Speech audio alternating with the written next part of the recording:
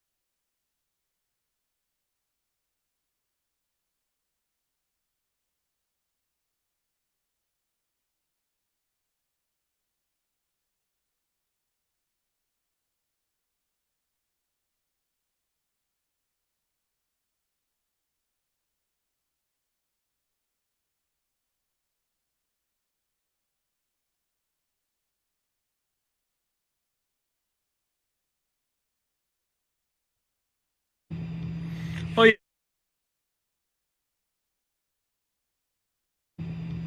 Oh, yeah. Carterville Lions. Don't think I forgot about you, but I had that.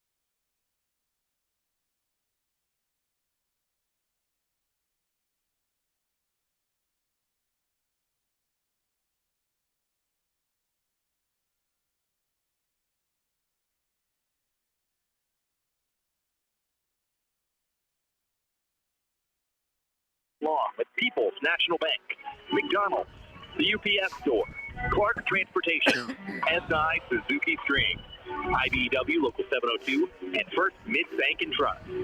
The Lions are also powered by Polar Whip, the Bank of Heron, Joe's Lawn Service, Broadboard Chevrolet, Charlie's Air Conditioning and Heating, and John A. Logan College. These businesses also support the Carterville Lions, SIU Credit Union, Infinity Realty, Rob's Pit Barbecue, Firemasters, Children's Orthodontics, and Banterra Bank. It's time for the Carterville Lions on NewsRadio WJPF. Here's Scott Hudson and the voice of the Carterville Lions, Dave McKenzie. Oh, yeah. Carterville Lions. Don't think I forgot about you, but I had to address my niece first. Now, listen. Second round of the playoffs. It only gets harder from here. Attention to detail. He who says he can and he who says he can't are both usually right. So tell me what, Lions, what do you believe? You believe you can come away with the victory? So if you believe it, it can happen. Oh, but it's going to take some hard work. Grind mode. Make sure you finish the job. Get her done.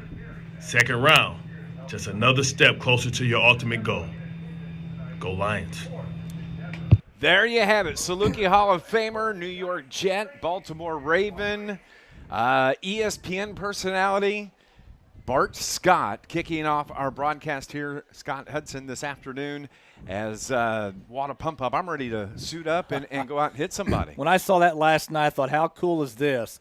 That you have a former Saluki, former Jet, former Raven linebacker that is trying to inspire you to a round 2 victory in the playoffs. And I had my second thought when I heard that was there's probably some kids on this Carterville team that don't know who Bart Scott is. But I guarantee you the coaching staff told them who he was and what he has done. And then when they realized that, they're like, oh, my God, a NFL player was telling us this. So that was really cool. That is Scott Hudson. I'm Dave McKenzie. And, of course, Bart Scott is the uncle of Carterville High School sophomore Amaya Doyle, who declared to go play softball at Tennessee yesterday in an event at the school. And he put together a video as part of her decision on going to Tennessee, but he also took the time enough to do that video, and we appreciate that. And, man, that'll get you fired up. We're glad to have you with us here on this broadcast this afternoon on what's turned out to be a sunny yet extremely windy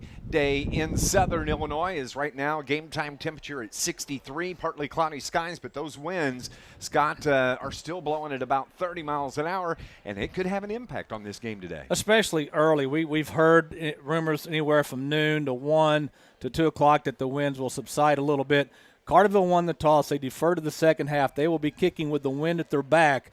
So Coal City will have to go into the wind in this first quarter. This is a second-round matchup featuring the number 1 seed, your Carterville Lions, taking on the number 8 seed, the Coal City Coalers, who come out of up off the I-80 corridor. They're still about 5 hours away.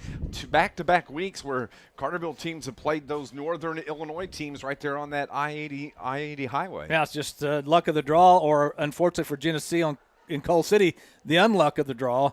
But this Coal City team, very, very deep tradition in high school football. They come in here 7-3 on the season after the win last week over East Alton Wood River 22-6. They have not missed – they've only missed the playoffs 3 times since 1987. Wow. They finished third in the Illinois Central 8 Conference this year, coming in averaging 30 points a game, allowing 19 points a game in the regular season. They're a strong team, and I think there's a lot of similarities that we're going to see between this Coal City squad and the team that we saw from Geneseo last week. Yeah, that's what the coaching staff says, that there's not a lot of differences between the two teams.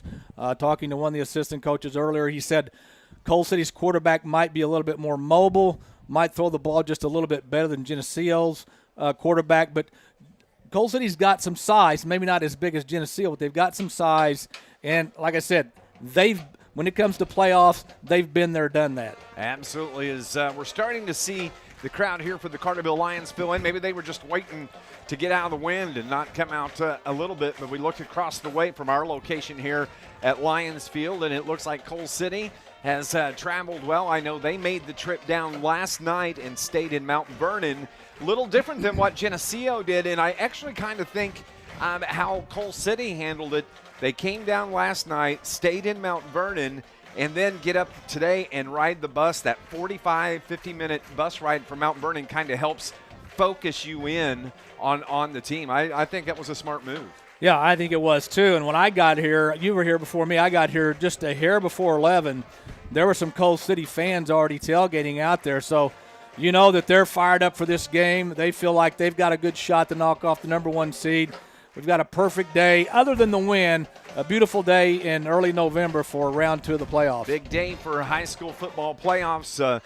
Let's just stay in 4A for the moment. Of course, Carterville, the number 1 seed, taking on this number 8 seed in Coal City. But a game that we're going to be watching, Scott Hudson, is going to be taking place up at Rochester. As the number 4 Rochester Rockets are taking on Bree Central. They're the number 5 seed. That would be the next round opponent if the Lions somehow could get past this Coal City squad. Yeah, the math's very simple. If Carterville wins and Rochester wins, Rochester comes here next week. If Bree Central pulls the upsets of all upsets, then Carterville, if they win, would have to go to Bree Central. So there's a lot riding on both these games today. On the other side of that bottom part of the bracket, Sacred Heart Griffin out of Springfield, the number 2 seed behind the Carterville Lions, are on the road at Waterloo. That's a 5 o'clock tip-off this afternoon. And then from just 12, 15 miles up the road, Murfreesboro on the road taking on Macomb. That's a 3 o'clock start. Yeah, the Murfreesboro-Macomb game is very intriguing to me because Murfreesboro, we've seen their offense up close. They've got a very good offense. Of course, Macomb undefeated. The Springfield Sacred Heart Griffin, they have to go to Waterloo. Waterloo just destroyed Alton East Richland last week. The Springfield Sacred Heart Griffin game, here's a stat for you. The closest any team has come to Springfield Sacred Heart Griffin this year is 4 touchdowns. That was in week 1 when they beat Rochester 62-27. Everybody says, Sacred Heart Griffin, powerhouse, longtime powerhouse football program. This may be their best team ever. Yeah, and unfortunately for everybody else in 4A, there is no multiplier this year, so Springfield Sacred Heart Griffin wasn't bumped up. You just have to play. When the cards are dealt, that's who you're going to play, and, Carterville's still got this game to worry about. Class 1A local teams will feature the number 7 Cesar Red Devils on the road at Camp Point. That's a 2 o'clock start. As we look at 2A, it's Pana, the number 4 seed in Class 2A, taking on the number 12 Fairfield Mules, a 4 o'clock start there. Johnston City is on the road at Arthur, 3 o'clock start this afternoon. And then Redbud and Belleville-Altoff kick it off the same time we do here at the top of the hour, 1 o'clock. Some interesting things about those games. First of all, Johnson City going to Arthur. Arthur has a running back, 6'3", 230, already committed to the University of Illinois. Coach Abilama at Illinois has already said, apparently from what we were told, this young man will play next year. He's a running back, 6'3", 230, hard to bring down. Pana at Fairfield. Listen to these stats. Pana, their quarterback, Max Lynch, he this year is one of the state's leading rushers as a quarterback, over 2,000 yards in 10 games. He has scored 27 rushing touchdowns, has thrown for over 1,100 yards and 10 touchdowns. So you talk about a guy that can do it all. That's what Fairfield's going up against today. Beautiful day here in Southern Illinois as we continue here on our Joe's Lawn Care and Snow Removal pregame show. When we come back, you're going to hear from the head coach and the athletic director of your Carterville Lions. This is Lions football on News Radio WJPF. SIU Credit Union.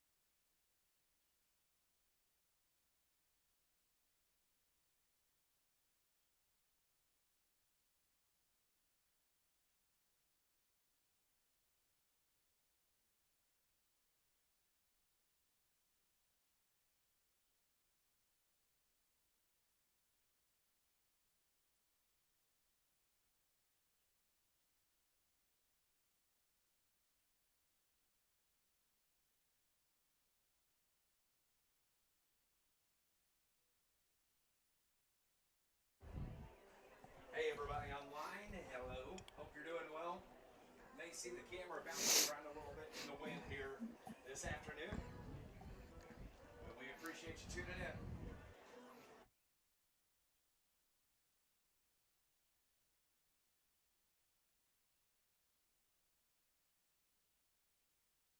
And Heating, 130 South Division Street in Carterville. Second round of the playoffs. Coach Brett Ballard joins us prior to Cole City. First off, again, congratulations. Big win a week ago on a non-familiar opponent, and those Lions look good. I appreciate it. Our kids were really locked in all week, and our assistant coaches, I thought, did a tremendous job. Defensive staff was definitely on point all week, and like I said, we had a great week of practice, and it was fun to prepare for a team outside of the area, somebody that we didn't really know anything about, and that unknown, and is part of the fun of the high school football playoffs, and we're doing it again this week. Also, again, I want to talk about Peyton Biddle. I mean, everybody played well, but Peyton just had an outstanding ball game. He's a guy that sometimes, he can get lost because, they're focusing on Bryce in the run game, and then, Berkey is so dynamic, and Hartford, we've stretched the field with Hartford quite a bit, but really the last few weeks, Biddle's been on fire. He's been in those seams, and he runs great, sharp routes. He has, terrific hands, and, Andrew put the ball where he needed to, and Peyton came up with a lot of big plays for us. This week you're meeting a team at 7-3. Again, another unfamiliar opponent in Coal City. Yeah, and that's it's part of the great thing about the football playoffs. So often you get paired up with teams locally and in your region, and in high school football it's a little bit different. We've played two teams off I-80, and both of our opponents have stayed the night. Because of the trip. It's rare to see. So it's been a lot of fun to prepare and kind of see different styles of football. Last week out of the Quad Cities area, this week a little bit more towards Kankakee, Joliet area, and just the different styles of play that we're seeing and having to prepare for. It's making us a better team. Is this Coal City team similar to Geneseo, or are you going to see some different stuff out of them? I mean, there's a lot of similarities. There's a lot of similarities in the offensive approach, even the defensive approach. I mean, they're very similar opponents, really. So that's helped. I mean, it's helped, and it's also been a little bit hard maybe to, last week was so different that our focus was it was locked in, the entire week. This week, there's not been as much of the new. So we've really had to kind of shorten our practice to kind of keep focus and make sure our guys are ready to play and just get their legs underneath them more than anything. The mental part we really had in early because the game plans, again, are very similar. So the challenge this week is just making sure we're healthy and ready to go. And the game's played Saturday at 1, so as long as we're ready to play then, we'll be all right. One thing that people tend to underestimate about this Lions team is, and you saw it last week, when a run game gets bottled up a little bit, there's a lot of options out there. Well, yeah, I mean, you have to have a diversified approach if you want to make a run, and I think if we just sat and tried to run at these teams that play in run-heavy leagues that are used to a physical style of football, I mean, you're going to get yourself in trouble. But our ability to throw it out to multiple receivers and then also still run the ball, it's served us well, and it's gotten us to where we're at right now. Offensively, obviously, our defense has played terrific, and then our special teams, the last few, really last half of the season, I would say, has been real strong and came up with just a huge play for us last week. And everybody played. You had to play all 4 quarters last week, and you saw a little bit of cramping from a couple, but now you're having to play those 4 quarters. Well, we played 4 quarters, and it also decided to get sunny and almost 80 degrees out on us, in the end of October. So, we didn't get a whole lot of breaks there, but, I think that our guys will be ready this week. We've had a good week, like I said, and the weather's been cooperative, and we should have a good day Saturday. Well, good luck. We'll talk in postgame. I appreciate it. There's your head coach, Carterville's Brett Dial, on our pregame show here. Brought to you by Joe's Lawn Care and Snow Removal. What'd you think of what Coach said, Scott Hudson? Sounds like a very confident coach to me. He knows what he's got in this team. He's very confident in what they can do on both sides of the ball, and it's just a matter of them going out and executing the game plan. I think Carterville wins this game as long as they don't beat themselves. I think so as well. Coal City has taken the field on the far sideline. They got a nice round of applause from their fans over there who traveled well, and we're glad they're here. And here come the Carterville Lions to the standing ovation from the Lions fans on the near side on what's turned out to be an absolutely beautiful day, but you can hear the wind howling through our microphones here as the winds continue to blow at about 30 miles an hour. Game time temperature right now about 63 degrees, and we may see that temperature drop as we go through the afternoon, but it's a great day for football. It is. I'm having to use my cell phone right now as a paperweight. If this wind keeps going, I might have to go get a boat anchor and bring it up here because that's how bad this wind is right now. Absolutely, and the one thing I'm looking at is I put my head out the window here. I'm glad my hair is not any longer than what it is because there's. We could put it in a ponytail if it was. I could, but it's blowing around here. But a great crowd on the near side. Coal City, fantastic crowd over in the stands across the way. But we are so glad to have you here with us this afternoon. Stay with us. We've got the national anthem coming up here, and we're going to set the lineups and get you started. It's the second round game between the number 1 seed Carterville Lions and the number 8 seed Coal City Coalers. IHSA playoff football is next on News Radio WJPF. People's National Bank has 2 great.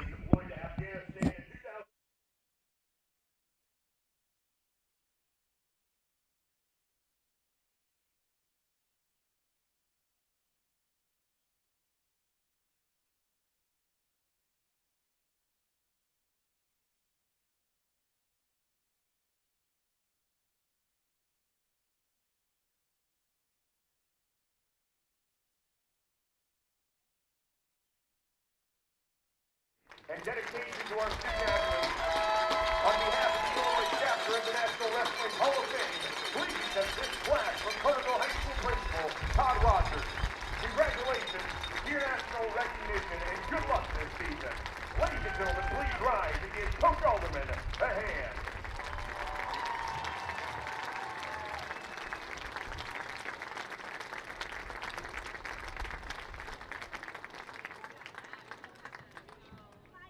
They did a recognition before the anthem.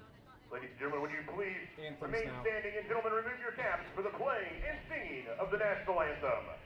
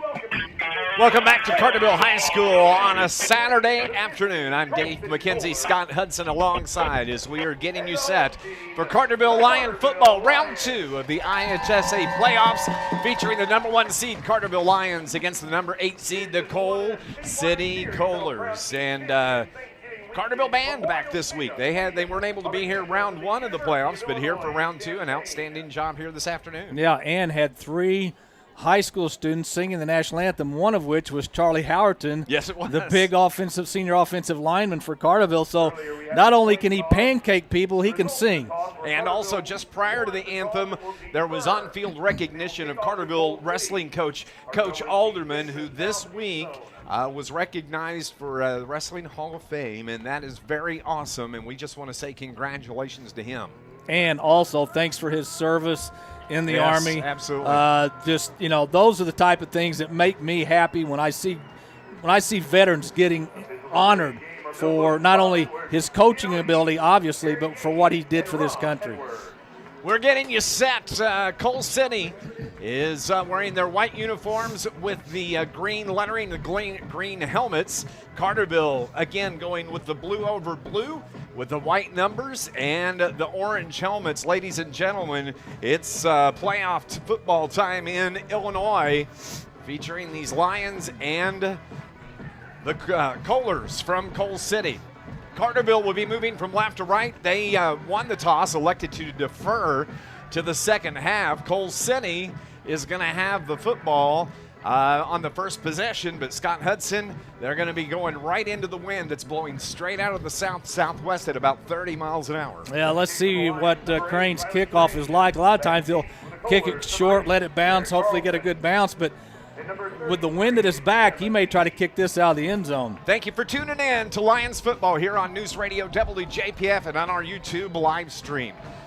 Riley Crane has it teed up at the 40, makes his approach, and we are underway here from Carterville High School. It's taken at about the 13-yard line, out across the 25 to the 30-yard line, and that's where the Kohlers will have it to start play, as on the return, number 33, Jim Feeney.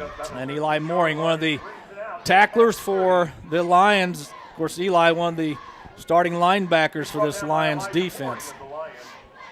1st and 10 from the 31. The Kohlers are led by their 6-foot quarterback, Braden Riley.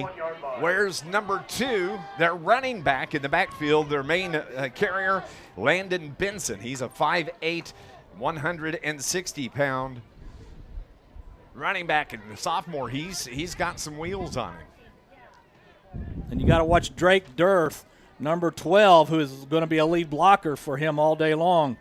Braden Riley, the quarterback, does give it to his running back, Benson, who's stacked up right at the line of scrimmage. Nice first down stop by the Lions. Short gain of about 2.5 yards on that carry. Yeah, Mooring came in for the Lions and brought him down along with Talon Walker after about a gain of, we'll call it 2. Officially, it is a gain of 2. 2nd and 8 now for Coal City. Ball is setting at the 33 on the near hash. Kohlers are moving right to left. The play clocks are not working today, so that'll be something that quarterbacks have to deal with. As Riley throws it out right side, his running back once again, Benson, he has it, and he's shoved out of bounds over on the far sideline, out about the 37-yard line. And Kohlers are looking at a 3rd and short here. Good pursuit by the Carterville defense along the far sideline. I think it was Peyton Biddle that pushed him out of bounds. It's a gain of 1 officially as they mark it at the 34. So it's 3rd down and 7 for Coal City. Big defensive play here for the Lions early on as they'd like to get the stop. Force the Kohlers to punt as Braden Riley, the quarterback, who operates from the shotgun, trip receivers left side, drops back, looks to throw, throws it right side, overshoots to everybody. It falls incomplete as the intended receiver was Derek Carlson for Coal City. Yeah, I don't know. There's a minute. It's almost like Carlson thought the pass was going to be short as far as what was called, and then the quarterback just threw it deep, and nobody was there, so Carterville with a 3 and out. So Coal City setting up to punt. Can't catch his number just yet. We'll get that for you coming up in just a moment. I believe it may be 35. Nope, not 35. Might be Benson, the running back. No, it's Kick is away into the wind, and you can see the wind really hold it up. It does wind up in Lion territory, and it's down right at the Carterville 45-yard line. That's where they will start. This Lions broadcast is brought to you by our friends over at Steve and Rich's Barber Styling, a full-service salon on Division Street in Carterville. Open Tuesday through Friday from 8 until 5, Saturdays from 8 until 2. Well, Carterville's offense has the wind to their back. We were talking to some of the assistant coach for the game, said they're just going to line up and play smash-mouth football. Let's see if they truly do that or try to open it up. Of course, the Lions hung 36 points last week against Geneseo. Quarterback Andrew Hellriegel from the shotgun puts Jordan Cordes in motion, and he hands the ball to his running back, though. That's Bryce Smith. Bryce Smith powers his way forward for about 5 yards before he's brought down right there. Of course, a week ago in that third quarter, we had a scare. Bryce got his leg underneath him and in a big pile, but he came back just a few plays later. I thought he was definitely not coming back in that game, and I was wondering about his status for this game. And then lo and behold, you look out about 3 minutes later, and he's on the field again. 2nd and 5 now for the Lions. 10:29 on the game clock here in the first quarter. Hellriegel takes the snap, gives it to Smith, and he's stacked right there. No gain. Nice defensive pressure there as they were able to get some penetration, that defensive line. And coming up just a little bit hobbling is Jackson Smith, the center. Seems like he's okay, but he was a little slow getting up. Well, 3rd and 5 right at midfield. Carterville may go for may go for it on 4th down if they don't make it here. It's 3rd and 5 from the 50.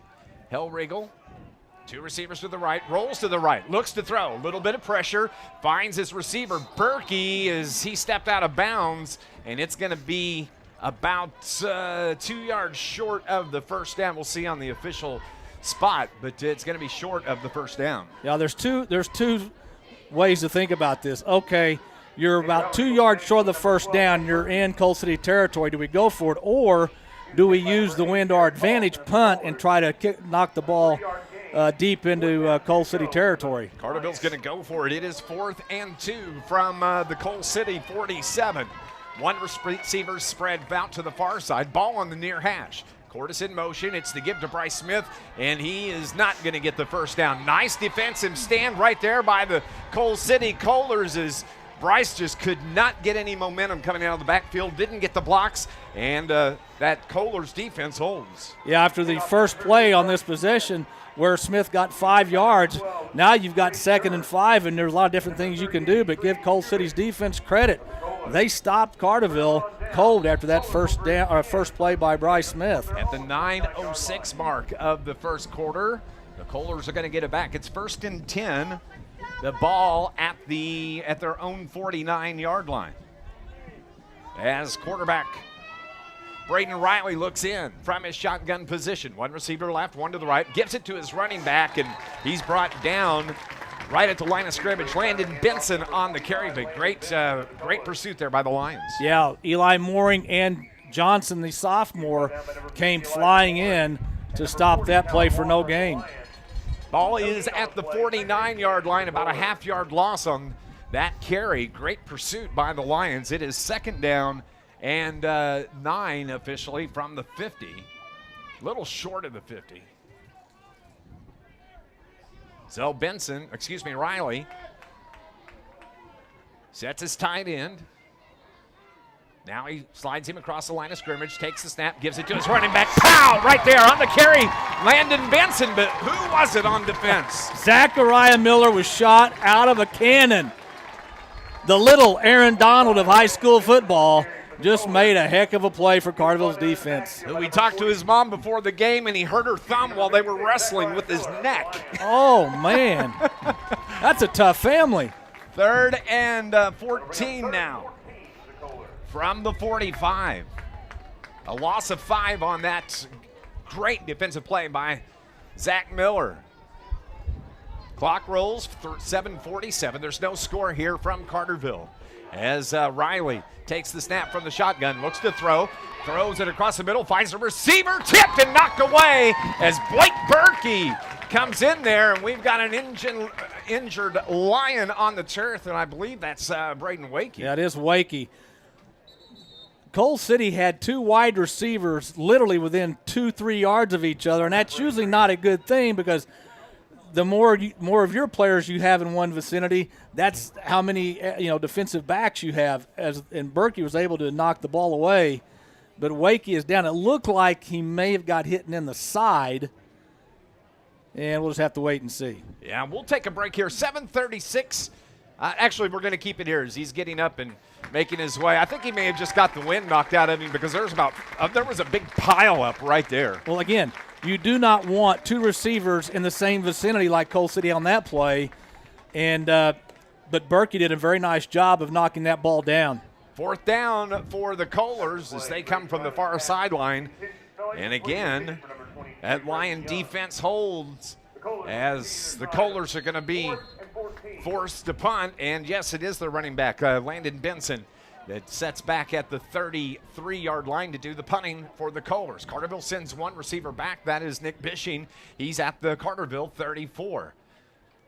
Into the wind. Good line drive punt there from Benson. It hits at about the 33-yard line, and Carterville clears out, and it's down right at the 32-yard line. So Carterville is going to get the football for the second time. Neither team's really been able to do a whole lot here. No, and sometimes when you play teams that you've never played before, there's a filling out process. Usually after the second or maybe third possession, you kind of know what to expect. You kind of know what to do with your blocks. Defensively, you know what gaps to fill. So let's see if Carterville can get something going here on their second possession. Lions have it at their own 32-yard line. They have two receivers spread to the right.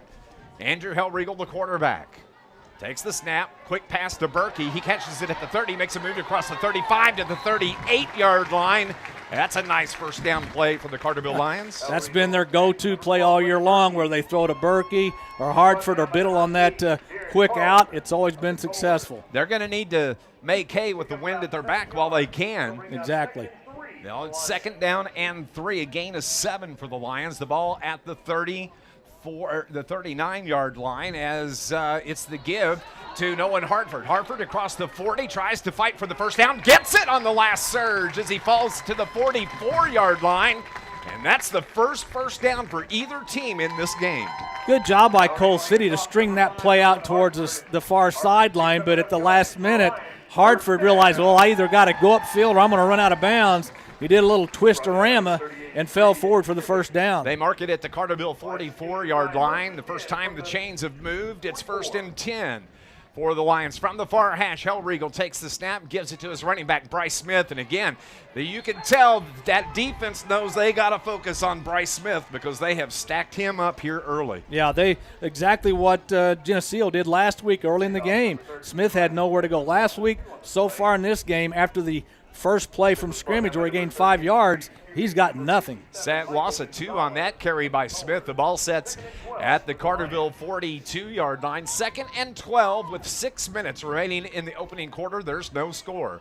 2 receivers left right side for the Lions. Hellriegel takes a snap, rolls right, wants to throw, has his receiver. That's Biddle. He's got a first down and more. He cuts it up toward the middle of the field, trying to get to the outside. No blockers out in front, but he has a first down at the 35 of the Kohlers. Well, he caught it about the 45 of Cole City on the near sideline. Instead of just getting as much as he could going out of bounds, he cut back to the middle of the field, ended up going across to the far hash marks. This is a big first down, the second first down for the Lions on this drive. They go hurry up as it's at the Cole City 35. Hellriegel takes the snap, throws it again. His receiver is Hartford off his fingertips, and he winds up getting hit by 2 players there. Good coverage. It falls incomplete. 2nd down now for Carterville. Well thrown ball was going to be a tough catch, but Hellriegel threw it to where Hartford had a chance to catch it. This will be the 6th play of this drive, the second possession for the Lions. There's no score.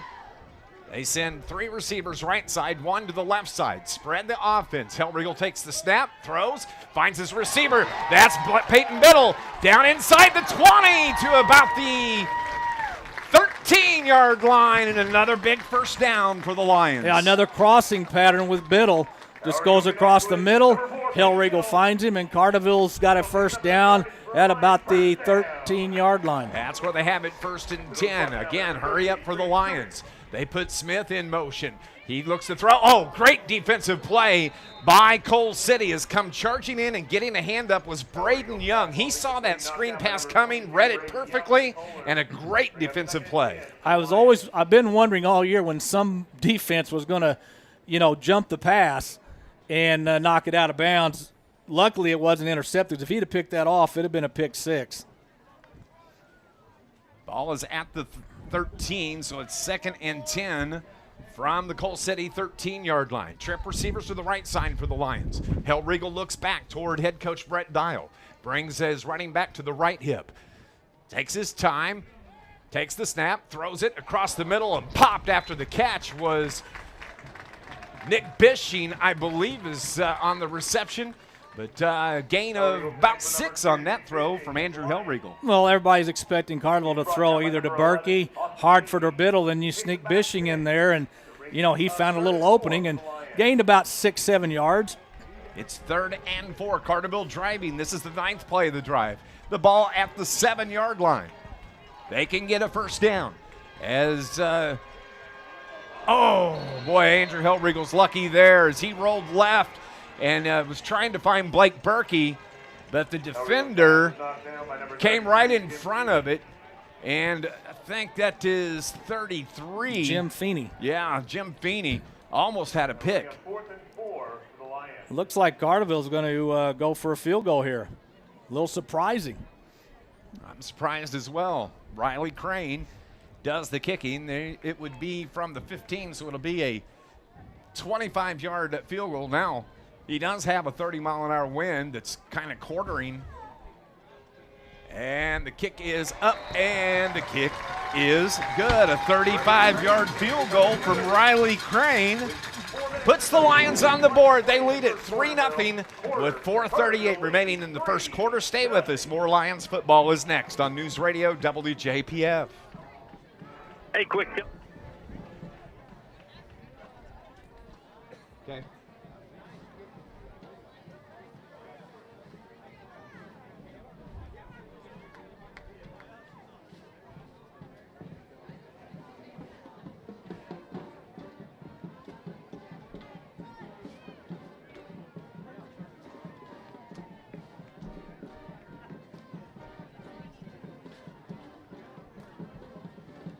.40 WJPF here at W258PP here at 99.5 FM. Back at Lions Field with 4:38 remaining in the opening quarter, the Lions just took the lead on the 35-yard field goal from Riley Crane, and nice. That was a nice drive from the Lions. It wound up being a 10-play drive. Yeah, and a drive like that, you want to come away with points, not the 6 that they wanted. But Crane come in and hit 35-yarder right down the middle. Of course, he had the wind to his back. So Carterville does come away with points on that drive. Brock Chastain has to hold the ball on the tee for the kicker, Riley Crane, at the 40-yard line. And here's the kickoff, and it is a good kick. It is taken at the 30, or it goes into the end zone, and that's an automatic touchback. And so the Kohlers will have it from their own 20-yard line. Carterville's defense has played well so far. And let's see if Cole City does anything different than what they've done their first two drives. They haven't had success throwing the ball and minimal success running it. Both of their first opening possessions, they've had to punt. Carterville's defense has come up strong as the sun continues to shine here in beautiful downtown southern Illinois in Carterville. 4:38 on the clock. Carterville on top 3-0. Quarterback Braden Riley, the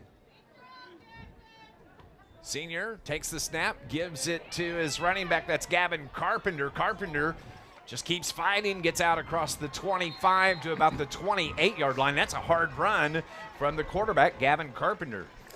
Yeah, he gained about 8 yards, was hit about 2 yards past the line of scrimmage, but as you said, just kept his legs churning, and it took several Lions to bring him down. That was a gain of 9. It's 2nd down and 1 from the 29-yard line. Quarterback, Braden Riley looks over at the head coach, Dan Hutchings, over on the far sideline. 3 receivers to the right, puts 1 in motion. That's Carpenter in motion. Riley takes the snap, throws it across the middle. His intended receiver was Austin Davey. Looked like it was right there. Don't know why he didn't catch it, but falls incomplete. I don't know, but that ball might have been tipped. It might have been. On the way to the intended receiver. But either way, it fell incomplete and brings up 3rd and 1. From the 29.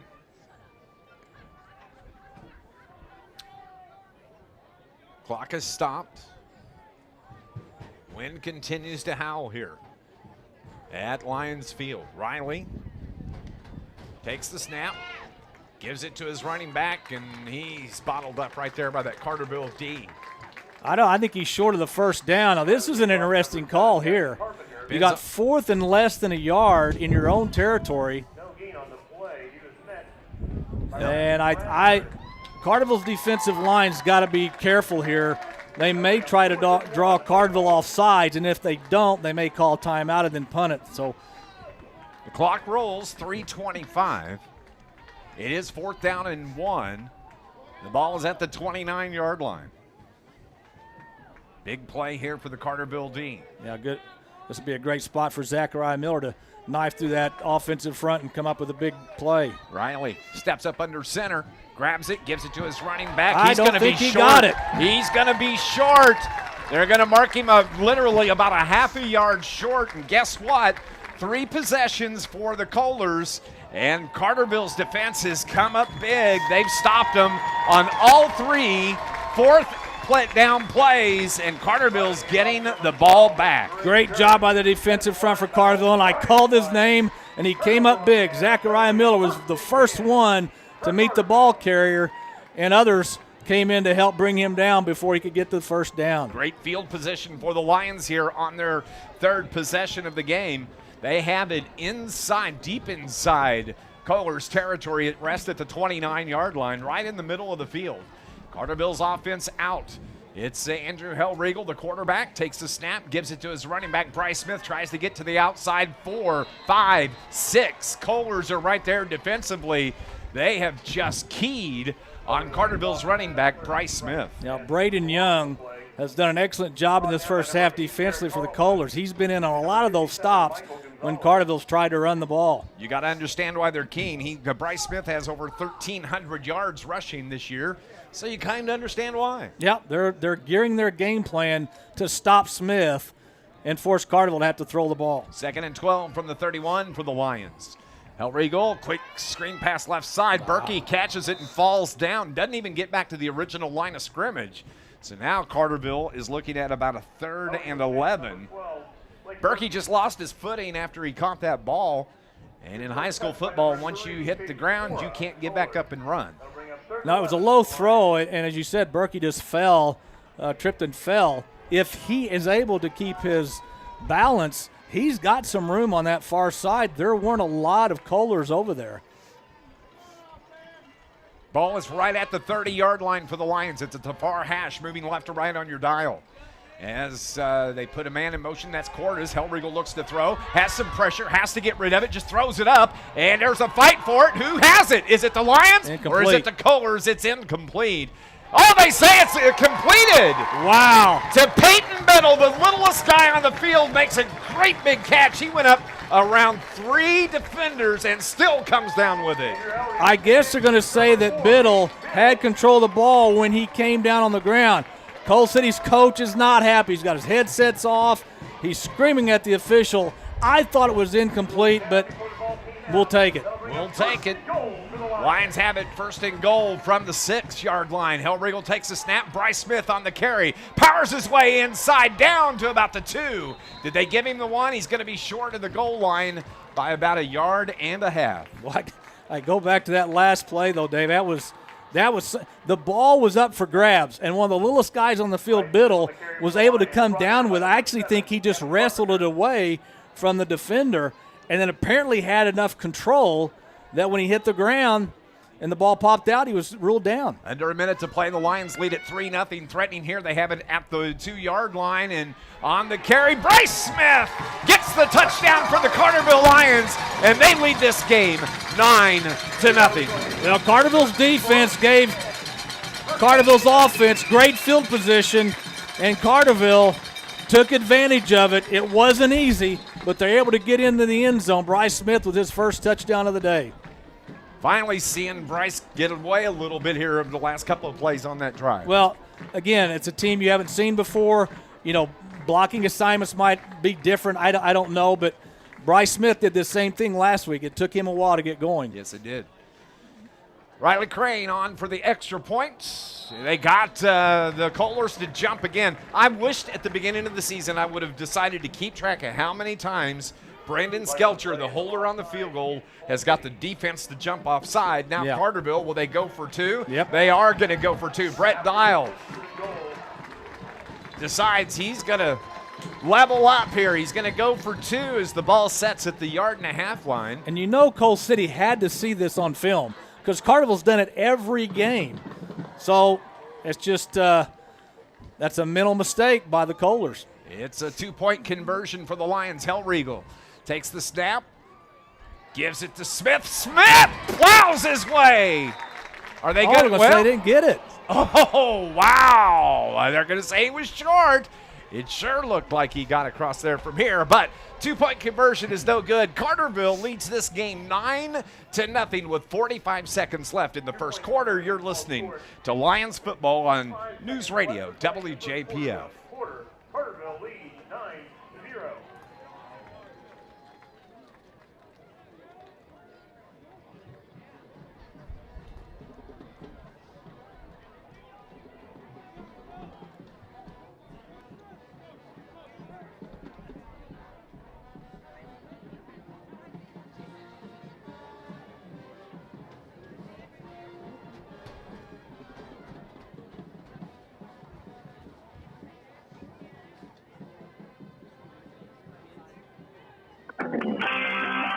Carterville leads this ball game 9-0 after they can't convert the 2-point conversion.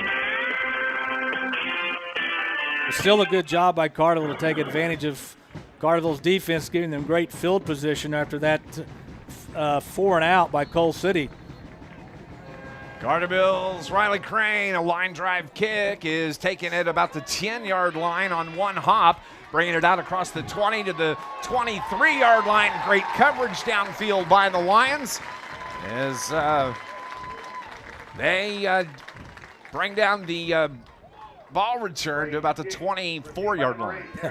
Zachariah Miller sprinting downfield, took on the blocker, stood his blocker straight up, and then while the blocker is still trying to block him, grabbed the deep back, or the returner, I should say, and just took him to the ground. Quarterback Braden Wright right at the 25. Nice job coming in there. I believe that was Cordis that got wrapped up the ankles. Yeah, Cordis, who's playing left end, just knifed into the middle and was able to bring him down for a gain. They're going to give him 1 yard. Yep, 2nd down and 9 from the 26-yard line. Clock is rolling under 15 seconds. It looks like the Kohlers are going to let the clock wind down. Of course, the play clocks are not working here at Carterville this afternoon with 4 seconds on the game clock. That's going to end the first quarter. Carterville leads the number 8 seed in the Class 4A playoffs 9-0 as we head to the second quarter. Stay with us. This is Lions football on News Radio WJPF. At the Bank of Heron, we know the recipe for success begins with the right.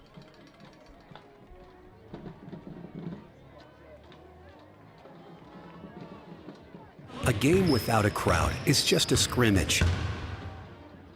A performance without an audience is just a rehearsal. Without your presence, high school sports and the performing arts aren't possible. Ensure that these essential extracurricular activities continue to enrich the lives of students in Illinois.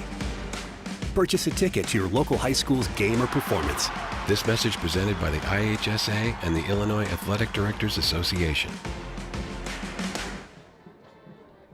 We'll have the car and keys ready before you arrive. Now that's teamwork. Hey, everybody online.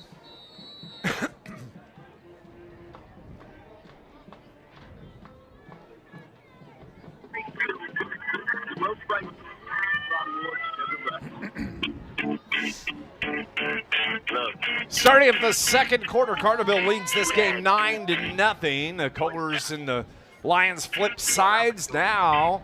Cole City has the win to their back here for the second quarter as the sun really breaks out just as we start play here in the second quarter. It is a give to the running back, and he's dropped right at the 25 like he was run over by a Mack truck. Johnson, Cordis, Bradford, I believe, all in on that tackle. So now 3rd and long for the Kohlers. And as you said, Dave, they have the wind of their back. Let's see if they try to air this thing out. Actually, it's 3rd down and 10. A loss of 1 on that carry from the 25 for the Kohlers. Carterville's defense has stood strong here early in this game, stopping the Kohlers on 3 possessions on 4th down. The throw is caught in and out of the hands of the intended receiver, Derek Carlson. And now Cole City is facing a 4th down once again. And he wasn't going to get the first down even if he catches it because Nolan Hartford was right there to bring him down. So now the Kohlers have to punt yet again. 4th and 10 from the 25-yard line. Carterville's going to send Peyton Biddle deep. Nick Bishing is back there as well. They both back up a little bit more than they normally would as the wind will be at the punter's back. Again, it is Landon Benson that does the punting. It looks like he's got a good leg. Gets the snap, gets this one high in the air. It's going to be taken a fair catch by Bishing right at the 40-yard line, and so that's where the Lions are going to start off. This Lions broadcast is brought to you by the International Brotherhood of Electrical Workers, Local 702, supporters of Lions Sports, IBEW, Local 702, providing a better lifestyle for members and a better life for all. Well, the Kohlers defense has been very strong up front. Bryce Smith has not had a lot of room to run, at least in that first quarter. Now going into the win, how does that change the game plan, if at all, especially with throwing the ball, trying to go over the middle or even deep? Carterville has it from the far hash. They're moving right to left in their blue over blue uniforms. It's the quick pitch to Nolan Hartford, tries to get outside across the 40, the 45, and he fights off a defender to make it to the 50 into Kohler territory. To the 47-yard line. He fought off the defender to pick up those last 3 yards. A jet sweep by Hartford. That way, when you got the guy coming in motion, once he gets the ball, he's already going, and the defense is still trying to get there, trying to get to him, but Hartford with a nice run and a nice stiff arm. From the 47 of Cole City, it's the give to Bryce Smith, and he just fights his way forward for about 4 yards. Bringing up 2nd down and 6 now for the Lions. I tell you what, Michael Gonzalez, the defensive lineman for Cole City, 5'11", 295, he has been very active in this first half. It's from the 43-yard line of Cole City, and we have a timeout, an official timeout, as Bryce Smith, his T-shirt got ripped, and all it is just a ribbon about 7 feet long. He rips it off, gives it to the trainer. And now we're ready to go. Ball from the near hash, 2 receivers left. It's the give to Smith. He's found an opening, fights his way for a Carterville first down. That's going to move the chains. Well, Carterville's either just getting off the ball quicker this time than they have been, or they see something they can exploit on that Cole City defensive line. Ball is at the 36-yard line. That was enough for a Lion first down. Just underway here in the second. The Lions lead it 9-0. Hellriegel, the quarterback, takes the snap, gives it to his running back, cuts it up inside the 35 to about the 33-yard line. Just a small gain of 3 yards, bringing up 2nd down and 7. I tell you, a great block, though, by Jaden Smith, who pushed his guy to the outside that allowed Smith to cut it up on the inside. He didn't get a lot, but he would have got a lot less had Smith not made that block. They're going to say officially a gain of 2. The ball at the 34-yard line. They throw it near side to Blake Berkey. Stepped out of bounds, but it wasn't called. And it's going to be close to a first down, actually about 3 yards short. I saw his heel, it looked like his heel came down and out of bounds, but no call. It could have been. Could have been, but Carterville's gotten at least one break today. 3rd and 2 from the 28-yard line now. As on the carry, Hellriegel keeps it. He's got the first down for Carterville. Just keep the chains moving and the clock rolling. The hurry up is faster than I can write down my plays here. It's 1st and 10 from the 25 now. Carterville Driving again, trip receivers to the right side, one to the left. Hellriegel takes the snap, throws it, lobs it up, left side corner. It's way over everybody as it was intended for Blake Berkey. Double coverage out there with Berkey. Yeah, if he makes that catch, that's a heck of a throw and even better catch because, as you said, double coverage going to the pylon. And I think Hellriegel did the right thing, whether he intended to or not. He threw it out of bounds. Hellriegel put a little bit more windage and elevation under that throw than he needed to, but he's throwing it into a 20 mile an hour wind. Yeah, you don't know when you throw the ball, you don't know when you're going to get one of those gusts come through and knock the ball down. So it's 2nd and 10 now from the 25. It's the give to Smith. Smith's wrapped up right there. He's able to fall forward for about 1.5 yards. I don't know how he even got that. I'll tell you what, that Michael Gonzalez, the 5'11", 295-pounder, man, he is a load on that left side. He came from the left side of the ball, or his left side, to the right side and made that tackle. 3rd and 8 from the 23. Brett Dials trying to think about the play. What's he want to do here? Clock rolls with 8:10. Makes his decision, makes some substitutions. He's going to take 2 receivers to the right side. Need to hurry up. Takes the snap. Hellriegel looks to throw. Rolls right.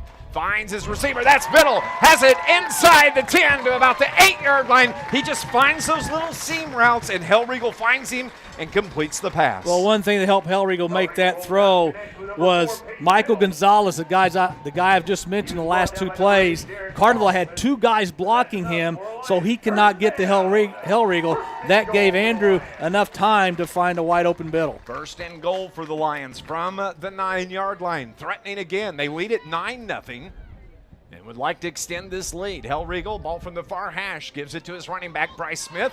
He spins his way to about the 6-yard line after a gain of 3 on that carry. Eli Morse, this time a really good block for Carterville to give Smith a little bit of running room.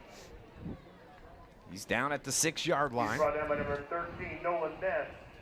I got to tell you what, there's a real battle taking place on that line of scrimmage right now. Yes, it is. That's where the real men are, and that's why we're up here. That's right. 3 receivers left side, 1 to the right.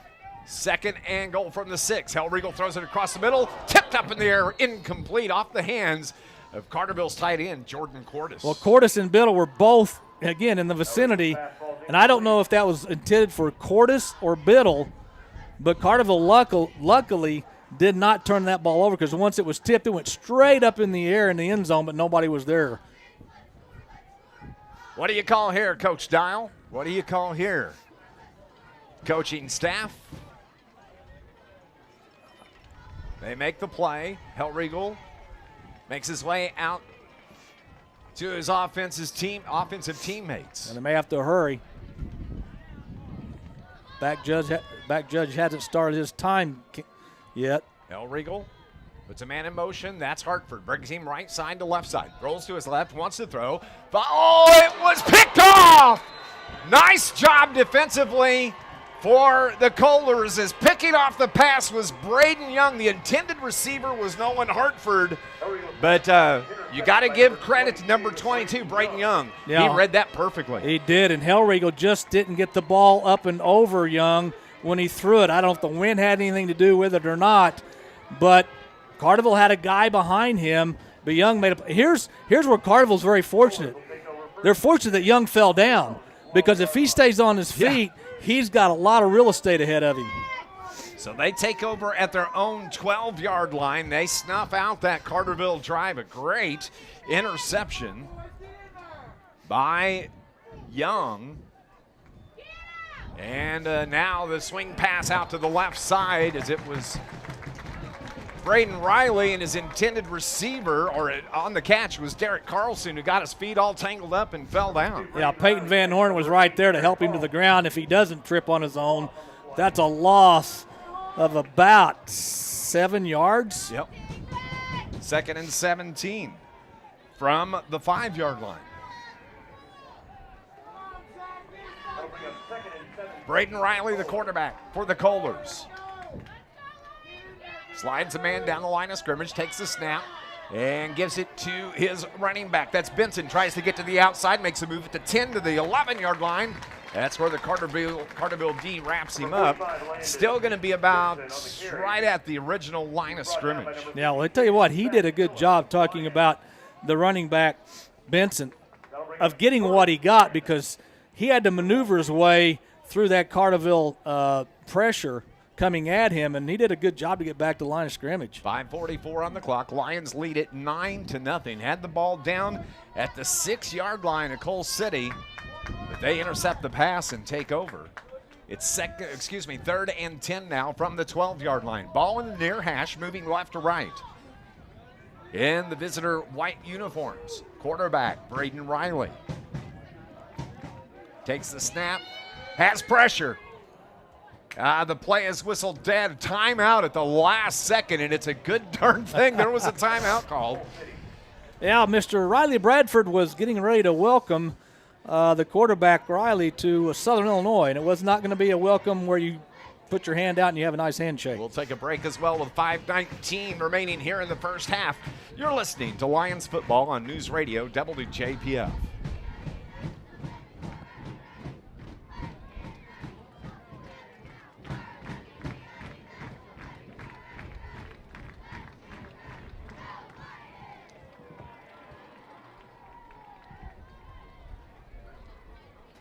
We'll keep it here, apparently. So with 5:19 on the clock, the Lions, who had the ball deep, trying to extend this lead, the interception, and Colors called a timeout here. This Lions broadcast is brought to you by Charlie's Air Conditioning and Heating in downtown Carterville. Five-star satisfaction, punctual service, and the experience that comes from 40 years in the business. Find out more at charliesairandheat.com. After the timeout, 3rd down and 10 from the 12-yard line for the Colors. Number 2, Braden Riley, the quarterback, lifts the leg, puts the man in motion. That's Derek Carlson. As Riley gets it out to his receiver, Gavin Carpenter. Carpenter is going to be driven out of bounds short of the first down. Yeah, the tackle was made by Eli Mooring, but the play was made by Luke Johnson, the sophomore, as he got out there quickly on the perimeter and helped bring him down. So another great effort by this Carterville defense, and Kohler's going to have to punt deep in their own territory. 4th and 2 from their own 20-yard line. Carterville again sends Peyton Biddle and Nicholas Bishing back inside their own 40-yard line as Landon Benson does the kicking. All of a sudden, Bishing comes in to the safety position right behind the defense. The snap and the kick is going to be out of bounds, and he kicked it right over the Carterville bench. And you know, the Lions are going to have great field position with just 5 minutes remaining here in the second quarter. This is the toughest call an official will make at any level. Where did that ball go out of bounds? Whoa, they're spotting it at the Carterville 40. That is not even close to where it went out of bounds. It probably went out more about the 38 to 40-yard line. Yeah, that is it hit off the Carterville bench, the seats just below us. But it is what it is. That's where you start off with 5:07. And again, that's the toughest call for an official to make. It is. Because you can't tell exactly where it went out of bounds. It's just a guess, and we thought he guessed wrong. They're going to mark it right at midfield. Actually going to mark it at the 48 of Carterville. It definitely wasn't there. Yeah, that's it should be about 15 yards further to the south. Right, that's all right. Making a 52-yard drive, boys. 5:07 here in the second quarter. Hellriegel gives it to Bryce Smith. He's across midfield, 45 to the 40. Keeps fighting down to the 35-yard line.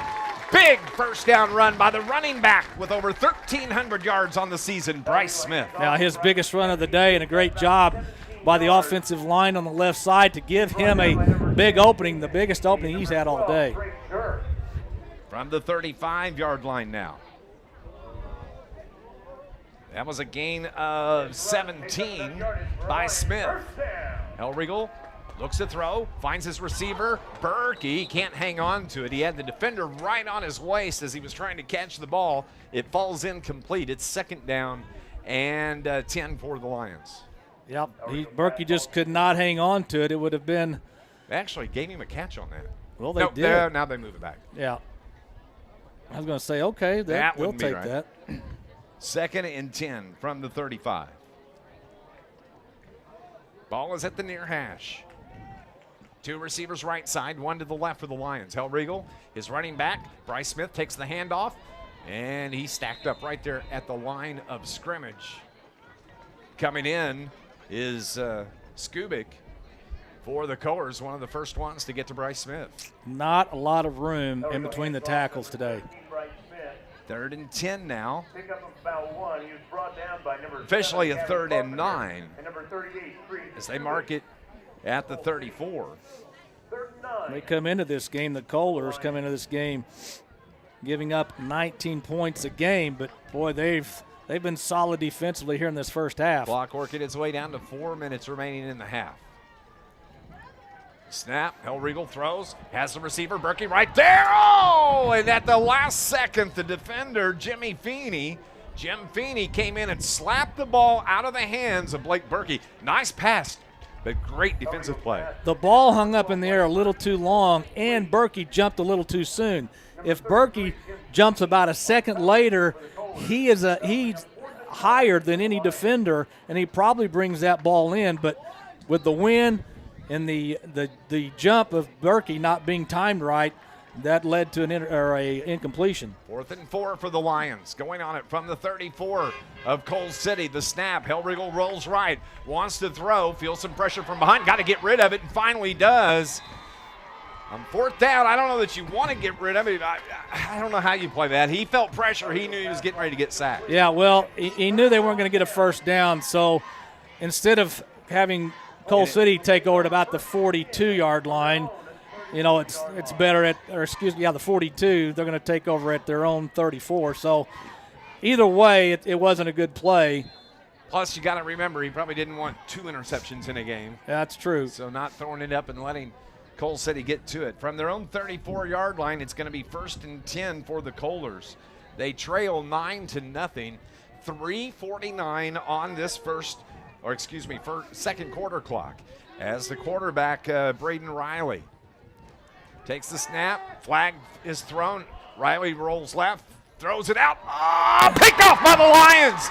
And on the interception, Peyton Van Horn, I believe. Yep, it is. It was tipped.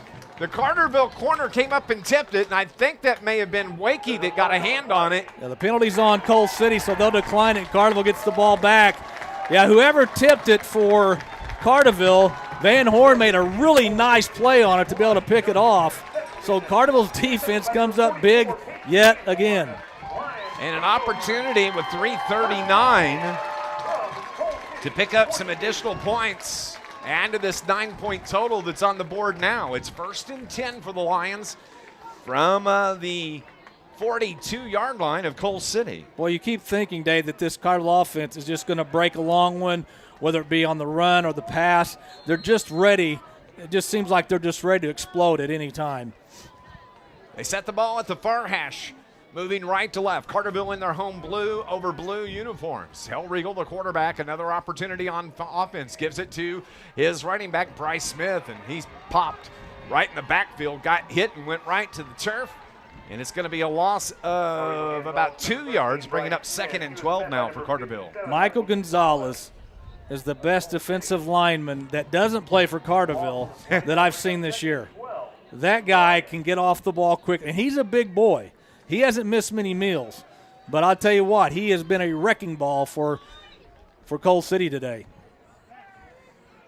As I didn't see Scott. Yeah, it was Hartford on a jet sweep. Jet sweep, yep. And he didn't get anything. Well, he got back to the original line of scrimmage, and now it's going to be 3rd and 10. Clock rolls under 3 minutes to play. 3rd and 10 now from the 42-yard line. It's right in front of head coach Brett Dial for the Lions. He talks to Coach Smurf. What do they want to do here?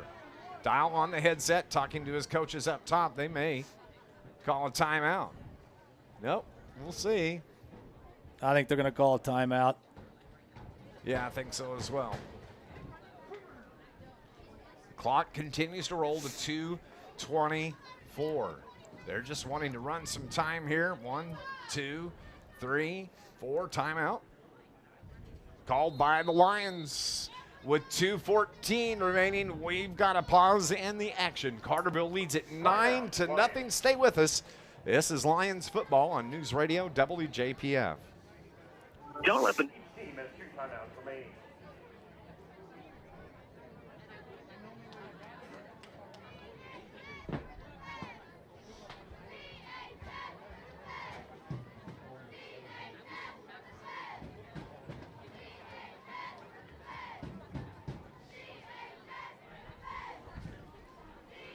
Hey, everybody watching online, good afternoon to you. Thanks for watching.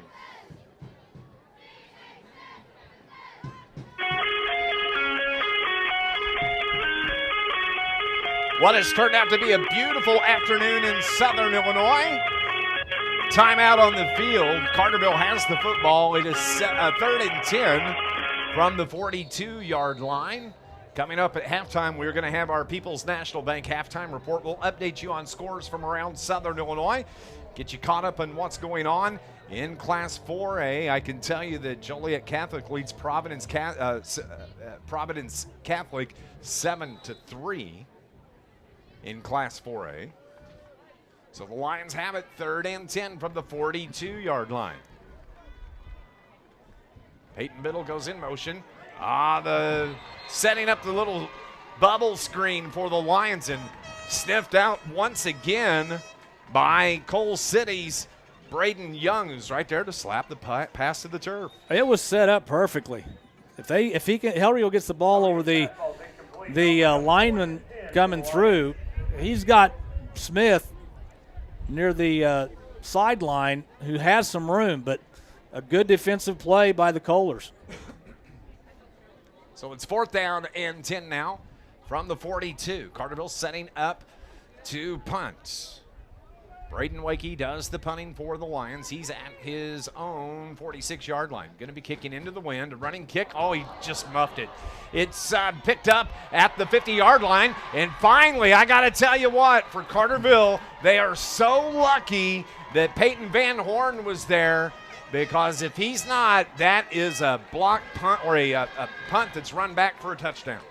Yeah, Wakey took the snap, rolled to his right, as you see many punters do nowadays, especially in college. And I don't know if he just missed it. And luckily, as you said, Van Horn was there to stop the Coal City player from going all the way. So Carterville's defense, which probably feels like they haven't left the field since this game started, is going to have to come up with another big stop.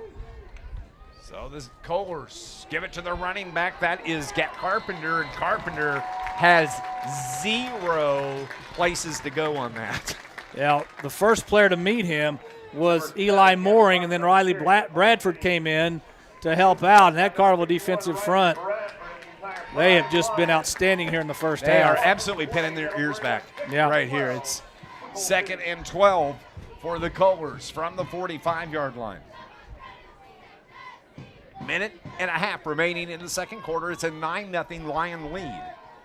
Quarterback Riley takes the snap, screen pass out to Carpenter. Then they throw the option pass, and it is marked caught for a first down. That's going to move the chains. Yeah, and Biddle was coming over. He read the play well, but the pass was thrown so quickly that he couldn't get there in time. So Coal City with a first down. I think that's their first one of the game, isn't it? That's what I'm looking at right now. It is the first. I have to look closer as Riley throws out incomplete. His intended receiver, Jim Feeney, falls incomplete. 2nd down and 10 now. I think we've got a flag on the field. Yeah, it's against Coal City. There's a flag at the 31.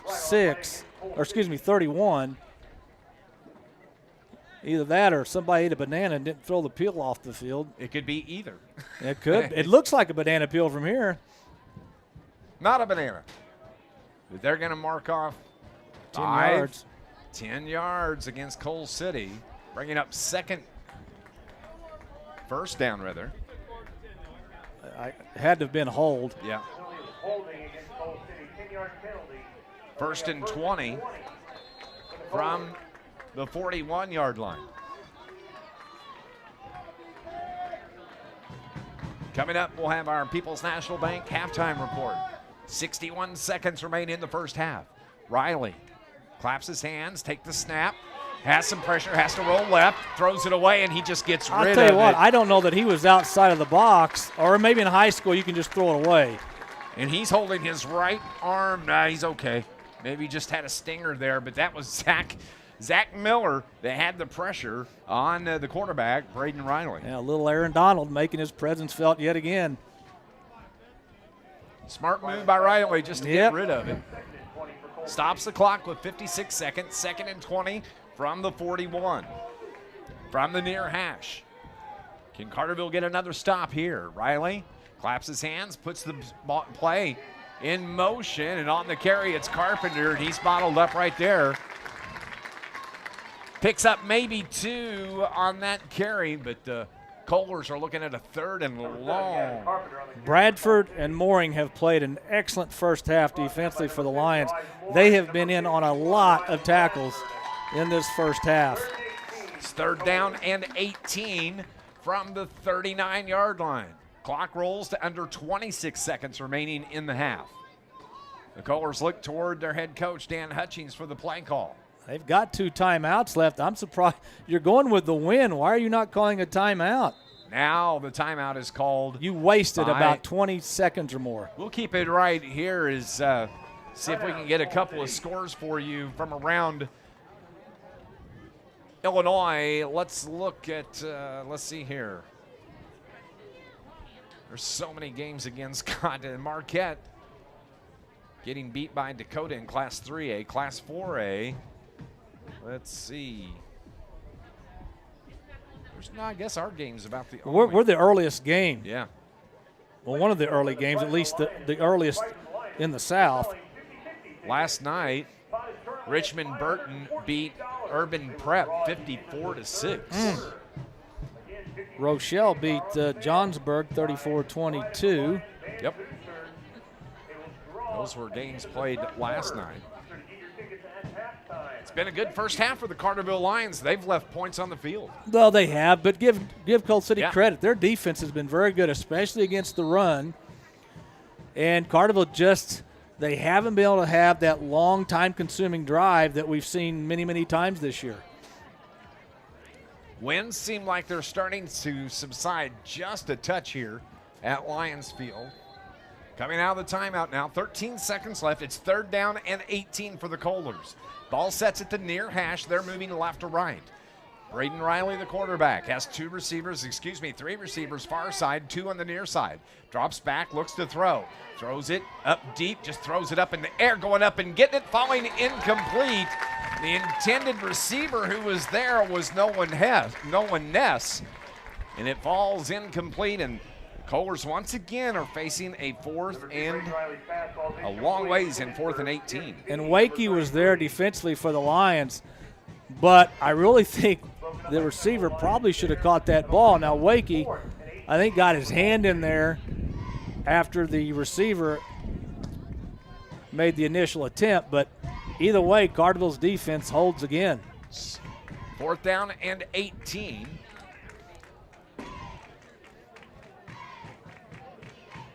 You know, with 8 seconds left, I'm kind of surprised they don't just go for it. I would. You could possibly get a pass interference penalty, get an untimed down, but they're going to punt. Benson's back to punt. And he angles this toward the corner, hits about the 10-yard line, and it goes into the end zone for a touchback with time expiring. That's the end of the first half.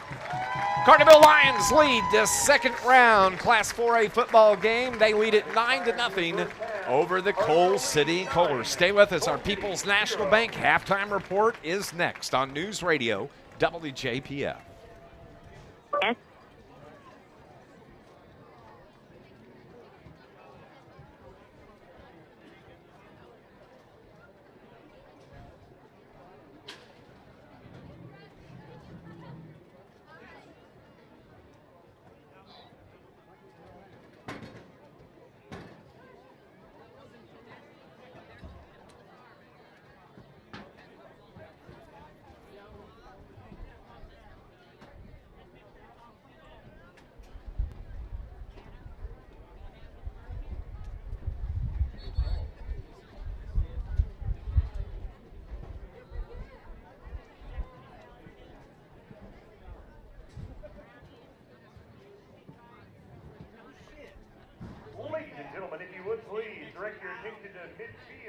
CHS squad comes out to the field to perform their halftime show.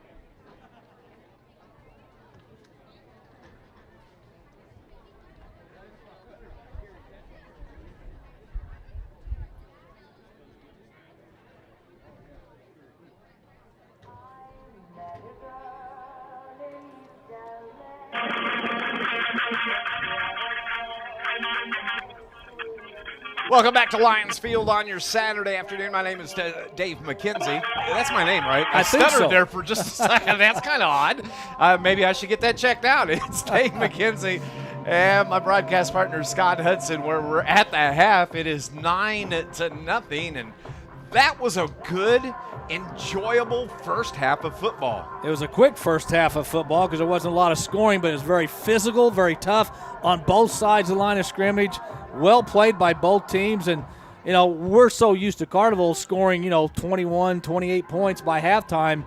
They only have 9 at half, but the defense for Carterville is what has kept Carterville in this league. So much so that they have held Coal City to just one first down in this first half. And that came with, a minute and something left in the second quarter. So Carterville's defense has been everywhere in that first half, and I'm sure – we always talk about halftime adjustments. I'm sure Coach Dahl's going to go in there and try to figure out how he can block this Coal City defensive front and try to get Bryce Smith some running room in the second half. Carterville scored with 4 minutes and 38 seconds remaining in the first quarter. They had it 4th down and 4 and decided to go for the field goal. Riley Crane hit a 35-yard field goal, 4:38. The Lions went up 3-0. Coal City gets the ball back. They go 4 and out. 1, 2, 3, 4, 5, 6 possessions. 6 out of 7 possessions. They go 4 and out and have to punt. Yeah, just outstanding defense by Carterville. The defensive line is penetrating and causing problems for their running game, causing problems for their quarterback, Riley, to find somebody open. And then the defensive backs have done a great job. Of course, Peyton Van Horn with a nice interception late there in the second quarter. Carterville did score on a 2-yard touchdown run from Bryce Smith. That was with 45 seconds remaining in the first quarter.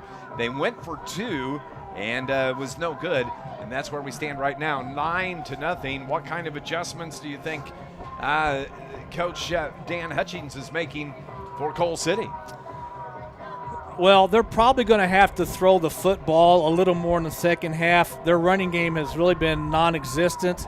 So you're going to have to, maybe throw some bubble screens, maybe throw some middle screens, something to get their offense jump-started. Because right now they have not had any momentum when they have the ball. And as you said, only 1 first down for the Kohlers here at halftime. They've got to do something to try and stop that penetration from Carterville's defensive front. Carterville Lions are leading this game 9-0. This is our People's National Bank halftime report. We're going to go on and take our break, and when we come back, we're going to update scores from around Southern Illinois in the round 2 of the playoffs of IHSA football throughout the state of Illinois. This is Lions football on News Radio WJPF. Are you a safe, professional, over-the-road truck driver? You can make really good money with Clark Transportation. $24 to $26 an hour for your first 40 hours a week. Then overtime kicks in at $36 to $39 an hour. An annual salary between $80,000 and $90,000 each year. Paid medical insurance. And you're home every weekend. 618-969-8383. And visit their website at clark-trans.com. It's time to upcycle your career with Clark Transportation Services. You're listening to Carterville Lions playoff football on News Radio 1340 WJPF Aaron, W258DP Heron 99.5 FM. Rain or shine, sleet or snow, call Joe. Joe's Lawn Service, Carterville, is a locally owned and operated business serving Southern Illinois for over 20 years, specializing in much more than commercial or residential lawn care. Joseph McMahon and his crew can do snow removal, bush hogging, tree trimming, or tree removal, landscaping maintenance, and much more. Call 534-8148. Rain or shine, sleet or snow, call Joe. 534-8148. That's 534-8148. People's National Bank has 2 great CD specials. Gentlemen, please direct your attention to midfield. The Pride of the Lions band is under the direction of Miss Sarah Braddock. Color guard instructor Bailey Topp and percussion instructor Vicki Trout. This year's show is titled Above and Beyond, with selections including Blast Off, Gemini, Black Hole, and Wormhole Home. Fasten your seatbelts for a show. Annual percentage yield accurate as of September 27th, 2022. $500 to open and obtain APY.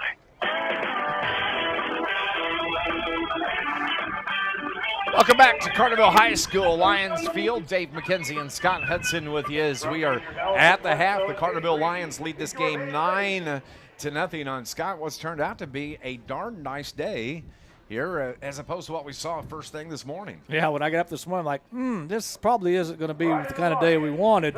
We knew there was going to be wind, and we knew that the rain would probably leave the area before game time. But I did not know, and it was not reported early on anyway, that we were going to have sunshine in the afternoon. But that's exactly what we've got. The wind is still blowing, maybe not as hard as it once was. It's probably gusting more than anything. But, you know, for early November, you'll take this all the time. Absolutely. 9-0 is our score here. Looking at other Class 4A games, and there's only a couple. Carterville had one of the earlier games. Joliet Catholic leads Providence Catholic. That's at the half. 7-3 is the score there. The only other game that is underway is Evergreen Park at St. Francis in 4A, and there's no score being reported there. Let's look at Class 3A football.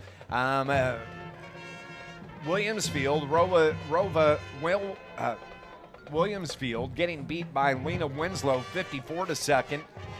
Try it again. Man, I'm tired. I know. Yes, you are. I've had a long day and a half. 54-7 is the score at the half. Fulton leads Lutheran 6-0. Dakota Indians lead Marquette Crusaders 22-19. And those are the only scores being reported in Class 3A as of right now. Looking at Class 2A, let's see here.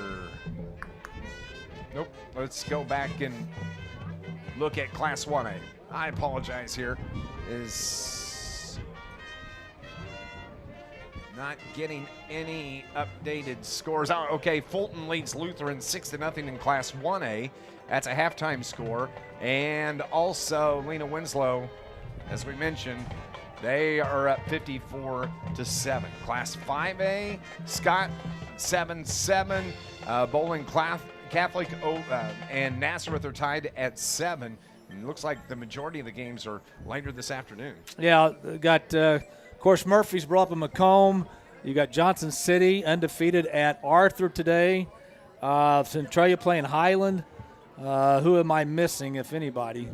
I think that's probably the Breeze and Rochester. Yeah, and those are the two games we're interested in, Breeze, Rochester, and then Waterloo and Springfield, Sacred Heart, Griffin. Those were later starts today. Yep. Well, by the time it's about 10 after 2 Central Time right now, so by the time this game is over, we ought to at least have an idea of what's going on.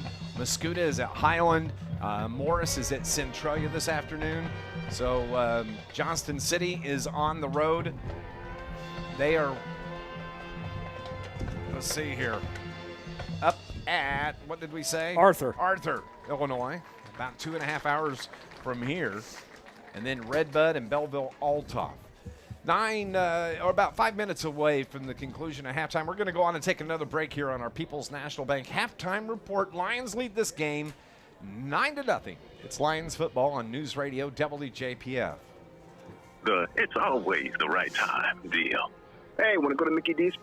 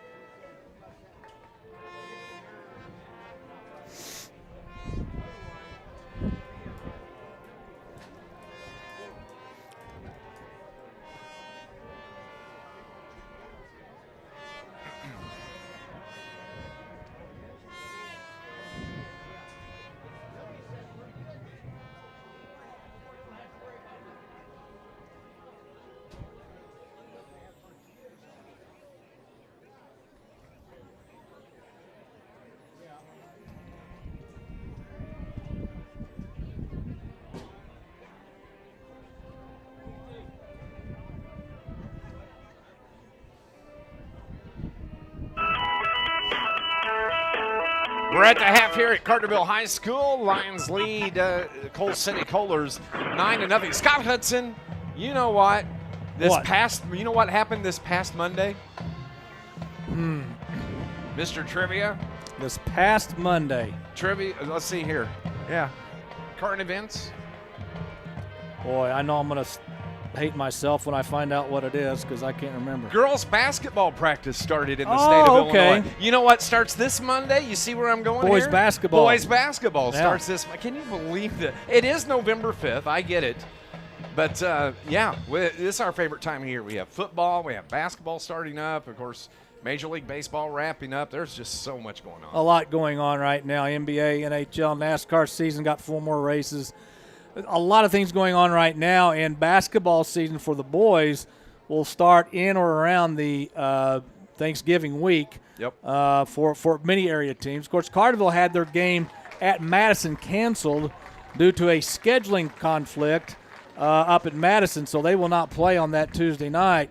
So I talked to Coach Hawkins earlier today, and he said he's not looking to fill that spot right now because. So you're saying we're off the week of Thanksgiving? We're going to probably be off, and here's the thing. He said he was not going to try to schedule the game for that week because he wasn't for sure how far Carterville's football team was going to be playing, and he didn't want to have he wanted as few conflicts as he could, and he said he may try to make up that game somewhere down the road.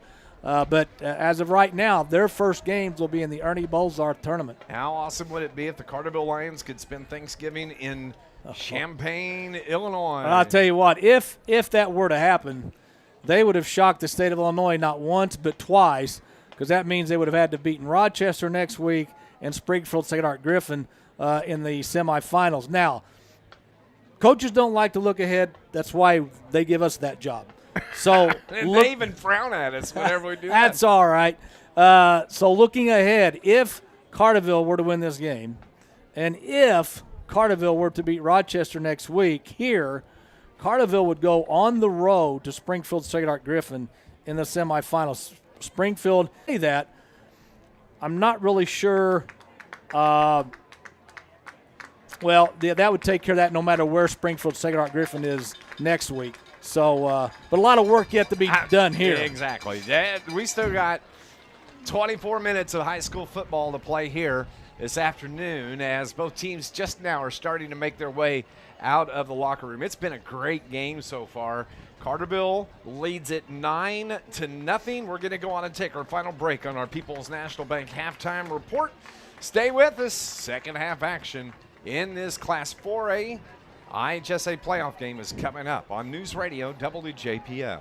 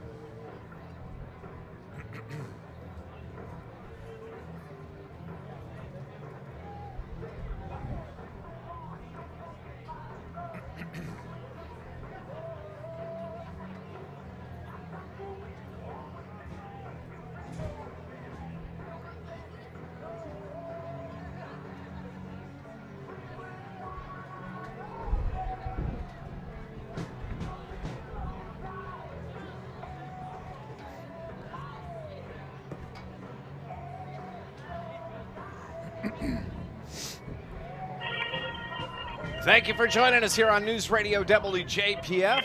AM 1340, 99.5 FM, and on our YouTube stream, we had up over 700 people watching on our live YouTube stream there in the first half. They'll be back here for second half action because we have a fantastic football game that's taking place. Lions lead it 9-0. Yeah, Carterville gets the balls first to start the third quarter.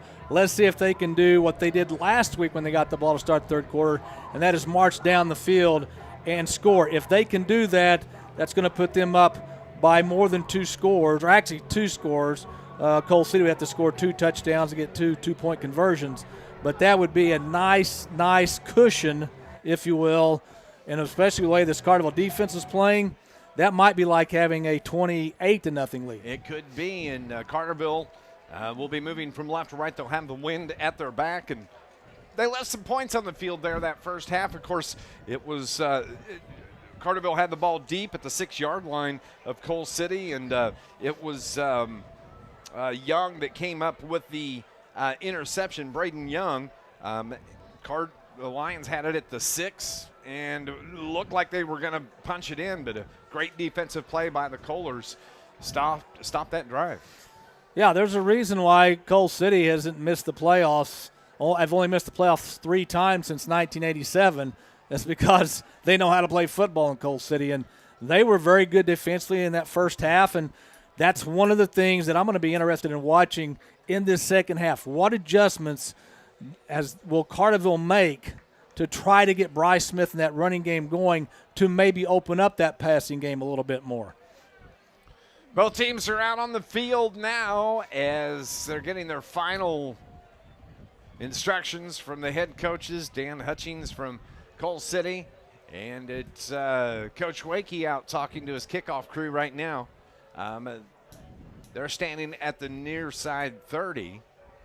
We appreciate you tuning in and joining us here this afternoon. And we're 24 minutes from finding out who is going to advance on to the quarterfinal rounds of this Class 4A playoffs.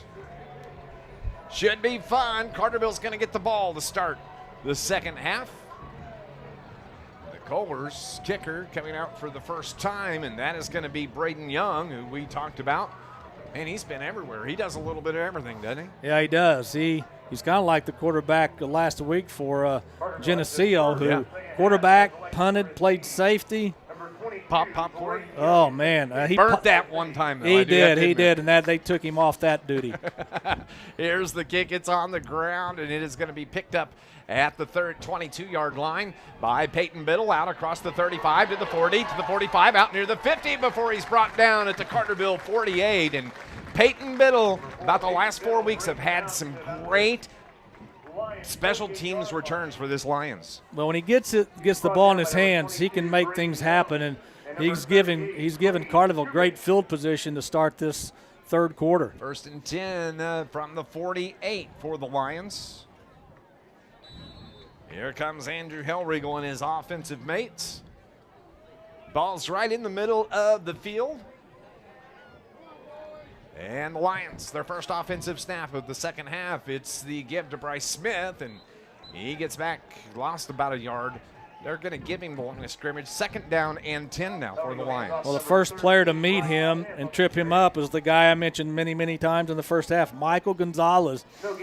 He is owning that side of the line, and he has been a pain in Carterville's side in this game. 2nd and 10 for the Lions. Hellriegel takes the snap, looks to throw, has his receiver, Hartford, at the 45-yard line, and he's popped and driven back right there. They're going to give him the catch at the 45, so it's going to bring up 3rd down and 4 now for the Lions. Well, Hartford made a nice catch, but he had no room to make any yards after the catch as the defensive back. Carlson was right there to meet him at the 45. It is 3rd down and 3 from the 45-yard line. Actually 3rd and 4 when you look at the chains on the far sideline. Just underway in the second half. Hellriegel, 2 receivers to the right side. Looks to throw, pump fakes twice, throws it across and throws it short of his receiver, Peyton Biddle. He did a quick pump to the sideline and then saw Peyton Biddle and tried to open him up. Did the pump again, but just threw it in the turf. Yeah, I don't know if Hellriegel was expecting Biddle to stop and come back for the ball. He had maybe a half a yard step on the defensive back, but little miscommunication there. So Carterville's put into a punting situation. Braden Wakey now stands at the 43-yard line. He has the wind at his back. Gets this one away, and it's a beaut. It's going to hit and bound into the end zone. And the Kohlers are going to start off 1st and 10 from their own 20-yard line. This Lions broadcast is brought to you by Charlie's Air Conditioning and Heating in downtown Carterville. Punctual service, 5-star satisfaction, and the experience. It comes from 40 years in the business. You can find out more. Visit charliesairandheat.com.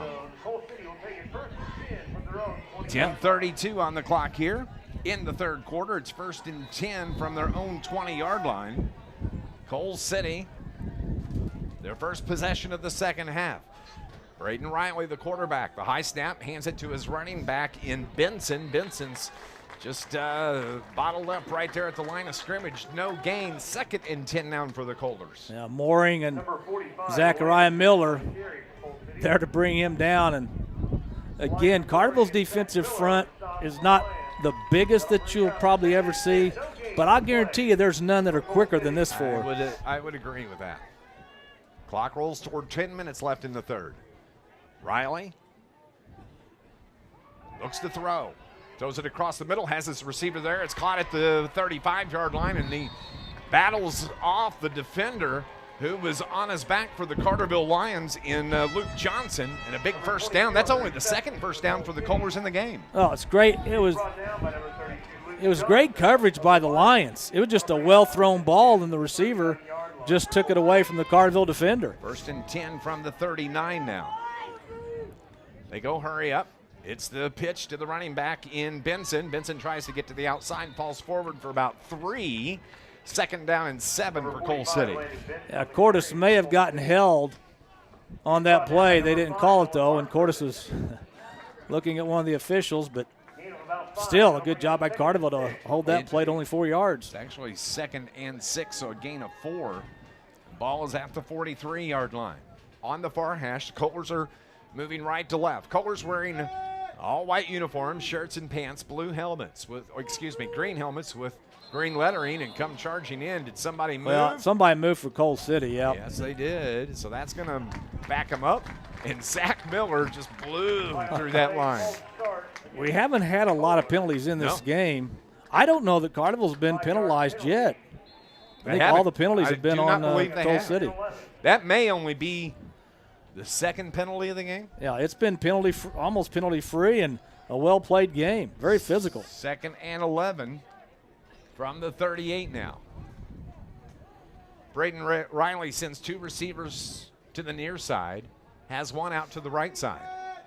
He works from the shotgun, takes the snap, looks to throw, screen pass left side. It's caught out here by Jim Feeney. Feeney fights his way to about the 40. They're going to give him the 41-yard line. And it's going to be a gain of 2 for Cole City. Well, they threw the ball to the near sideline, and you had guys like Mooring and Cordes who are out here helping make the tackle. Great pursuit by the Lions. It's actually a gain of 3 on that, so it's 3rd down and 8 at the 41-yard line. Carterville needs a defensive stop. They got a lot of them in the first half. Can they force the Kohlers into 4th down here? It's 3rd and 8. Clock rolls with 8:04 remaining in the third quarter. Riley talks to his receivers, has 2 receivers on the near side, the short side. And a timeout is called by Cole City. With 7:54 remaining here in the third quarter, Lions lead it 9-0. Hi. A game without a crowd is just a scrimmage. A performance without an audience is just a rehearsal. Without your presence, high school sports and the performing arts aren't possible. Ensure that these essential extracurricular activities continue to enrich the lives of students in Illinois. Purchase a ticket to your local high school's game or performance. This message presented by the IHSA and the Illinois Athletic Directors Association.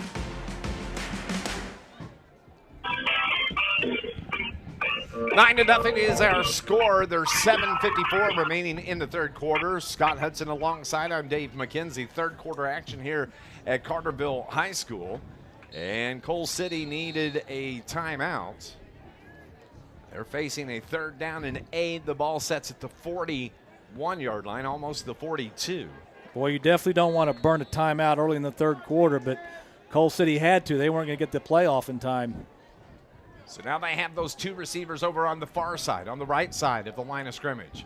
Braden Riley, the quarterback, operates from the shotgun, and he got the defender to jump, but no whistle. Wow. That is surprising, and man, it was a big snap, and they finally snapped the ball, throws it across the middle, picked off! Peyton Biddle has it for the Lions into Kohler territory at the 43-yard line, and another big defensive play by Peyton Biddle. Biddle read the quarterback, cut in front of the intended receiver, picked it off. Coal City's coach is about 6-7 yards down the field wanting to know why there was not a flag thrown. I believe that was Riley Bradford that flinched. I guess he did not. It wasn't encroachment. He didn't cross the line of scrimmage. But he is not a happy camper on the far sideline. And boy, I'm as shocked as he is that there wasn't a flag thrown. I agree. At the 43-yard line, Carterville has it near hash. Hellriegel takes the snap. Bryce Smith takes the handoff. Just slides to his right, get down on the ground, and no gain for the running back for the Lions. You got to give credit to that Kohler defense. They have just focused on Bryce Smith, and he's not really been able to cut loose with anything here today. No, in the 2nd quarter, he had a couple really nice runs going to our left, but other than that, he's been bottled up pretty much all day. So it's 2nd and 10 now from the 43 for the Lions. Hellriegel, he's going to keep it himself. Running up off right tackle. Gain of about 6, maybe 7 there. Fake the handoff to Smith. And you got to give credit. I tell you why Smith is not able to pick up the yardage. We mentioned it in the first half. Such a battle taking place on the line of scrimmage that he can't get behind his offensive linemen like he's used to doing and just feeding off what they give him. Well, that's because their defensive front is getting penetration, so you can't get behind your linemen. It's 3rd down, ball's on the turf and a fumble. High snap, Hellriegel couldn't get a hold of it, and the Kohlers fall right on it. On the recovery, it is Austin Davey that gets the fumble recovery, giving it back to the Kohlers. A high snap at the most inopportune time for the Lions. Yeah, Carterville's first turnover of the game, and it come at a very bad time. Carterville had 3rd down in Kohler's territory, and Carterville's defense, who has lived on this field today, going to have to try to come up with another stop. 6:41 on the clock. The ball at the 40-yard line. 1st and 10 from their own 40 for the Kohlers. Near hash. Riley gives it to his running back, Carpenter. Carpenter gets it to the outside across the 45. And then he's finally pushed out of bounds here just below us at Lions Field. Nice 1st down yardage there as he picks up about 7 on that carry. Yeah, that's one of their better runs of the day. He got about 7-8 yards as he got to the outside and had to be brought down by Wakey, the defensive back. 2nd down and 2 for the Coal City from the 48-yard line. Defense is being asked to come up big again here. 2nd and 2. Riley puts a man in motion. Jet back comes across. That is Chalico, and they moved, and that's going to be a false start. That's going to back him up some. Chalico is the jet back who came in motion. One of the offensive linemen, I believe on the left side, jumped early, so now you go from 2nd and 2 to 2nd and 7. Backs him up 5 yards. They set the ball down at the 43-yard line. 5-yard penalty. That'll bring up Clock rolls, 5:45 remaining in the 3rd quarter.